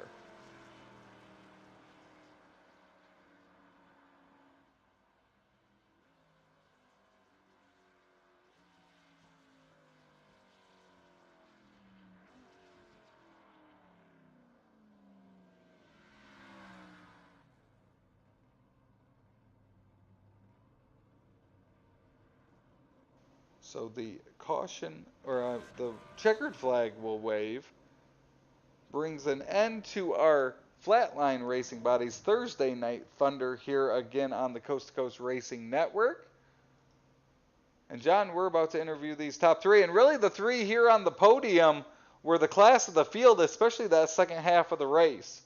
It's funny you say that. I was just going to mention, it's not often you see, at least the top 2 were by far the best cars all night. And to see them both finish up there is nice. So another good win for Aiden here. I think as we kind of move along here in this series, I think he's really established himself as got to be the favorite for championships and race wins here. So a win for Aiden Young as he celebrates. John, I'm going to throw it over to you. You've got our 3rd place driver, the 24 of Kyle Moonen. Hey, Kyle, this is John up in the booth. You got a copy? Yep, I got you. Well, man, I tell you, you and Aiden and Sean were really the class of the field. You don't very often see it where the top 3 guys finish up front there. How much fun was it racing? Because you guys raced with a good amount of respect, but you guys were racing each other pretty good there. Yeah, it was a real good race actually, and congrats to Aiden on that one. He was fast. I mean, he definitely, when the only chances I felt like I had was to get in front of him and try holding him off. I was a little bit better in 1 and 2 than he was, but he was way better in 3 and 4, and I kept moving around trying to figure out what he was doing, and just couldn't figure it out. So he got around me, and then racing with Sean there at the end, he got me on the last lap, which sucks even worse. I'm related to him, so I'm gonna hear about it for a while. Well, I guess you could always go back over here and at least talk to Goldner. He's the one that's come out of this thing probably worse than anybody. So, yeah, I saw you got wrecked right there, and I mean, good for him. He always starts at the tail and finds a way up there, and especially I thought he would have a lot more trouble tonight with the green flag runs, but he was up there at the end too. Well, you Vanderbilt guys, one thing's for sure, no matter which kind of car or what kind of surface it is, you guys are usually going to be somewhere towards the front before it's over. But solid run here for you tonight. Looked like a lot of fun out there. Who would you like to give a shout out to? Just all the guys at Vanderbilt and Ross at Velocity Race Design, you guys for the broadcast, and everyone for the league. Awesome, Kyle. Well, I tell you what, have a good weekend, and we'll see you Monday night. I'll do that. Appreciate it, guys. Thanks. Yep, that's Kyle Moonen, our 3rd place finisher here tonight. And Travis, I think you've caught up with Sean there in 2nd. Yeah, Sean, it looked like, especially that second half of the race, your car really came to life. Kind of walk us through your night and those battles you had there, the final 25 laps. Yeah, I'm missing a little short run speed, so I was trying to save the right front, and about every time I'd start picking some guys off from tire wear, the caution would come out, and I wish I would have stayed green a little longer. But, man, there was just a lot of good racing tonight. Everyone did a pretty good job. So you had those battles both with Kyle and with Aiden. It's Aiden that comes out on top. Was there anything you could have done differently to put yourself in a spot and end up one spot better tonight? I need to practice more. He's got something really figured out, especially through 3 and 4. We just couldn't quite roll the bottom like he was doing and get the run out. Practice, I think, was about the only thing I could have done better, because he was just a little bit better. And honestly, Kyle was a little bit better tonight. I just played my cards right there at the end and got him. Well, it was a great run tonight, Sean. Any sponsors you want to give a shout out to? No, I don't really have any sponsors. I would like to thank you for putting this on. John Hain, he put a lot of effort into making this go clean and green. He was in our ear the whole time, just getting us to be patient, and worked out pretty well. Well, great run tonight, Sean. We look forward to talking to you again soon. Thanks. That is Sean Grace, your second place finisher. We'll throw it down to Coolray Victory Lane, where John has Aiden Young. I do. Aiden, you parked it, buddy. Finally. Well, I tell you, you got out. You almost stunk up the show. I mean, if this thing went caution free, you got out there quite a bit, and then that caution came out, and it was a pretty good race from there on in. You guys raced each other clean up front with a lot of respect. How much fun were you having that second half of that race? Having a lot more fun than you were up in the booth, I imagine. I think you're probably right. It looked like an absolute blast out there. And tell me about, you knew you had to know you were faster than Kyle and Sean. And tell me how you just kind of kept it patient behind them and picked your parts, picked your part of the track where you were going to get them and everything else. Because it didn't look like, even though you were racing them and passing them, you really didn't look like you were using your stuff up, making that stuff happen. How do you accomplish that? Oh, whenever I was running behind them, I was honestly in a study session, like in the C2C school, just studying them and learning where they're worse than I am and just capitalizing on it. That's smart. Well, man, I tell you, a good race here tonight. That's probably the best NASCAR Xfinity race that we've had so far, and really cool as your teammate to see you come out and win, and very, very cool. So the floor is yours, my friend. Who would you like to give a shout out to?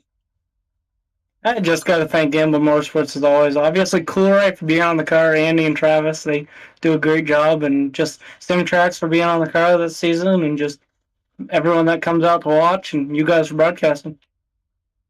Well, thank you very much, Aiden, and I'm sure that we'll text later. Go enjoy your victory, my friend. Thank you. That's Aiden Young, tonight's Xfinity winner here tonight. And Travis, like I told him, I think that was probably the best race that we've had so far. Definitely was. Great racing throughout. A lot of fun to call. And it really was the great nightcap to our Flatline Racing Bodies Thursday Night Thunder here on the Coast to Coast Racing League. Another night comes to an end. Don't forget, we have Friday night racing tomorrow night right here on the Coast to Coast Racing Network. Make sure you tune in for that. I'm Travis Piercefield, as always, joined by John Hine. We thank you for tuning in, and we hope to see you back at a racetrack again soon.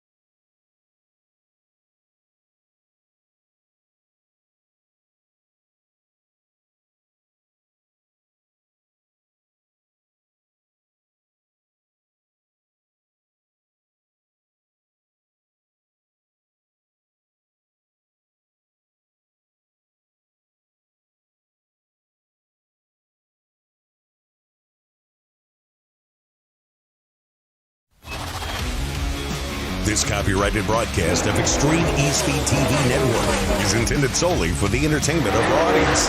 Any retransmitted, reproduced, rebroadcast, or otherwise distributed or used in any form without express written consent of the Extreme eSpeed TV Network is strictly prohibited. We hope you've enjoyed this broadcast.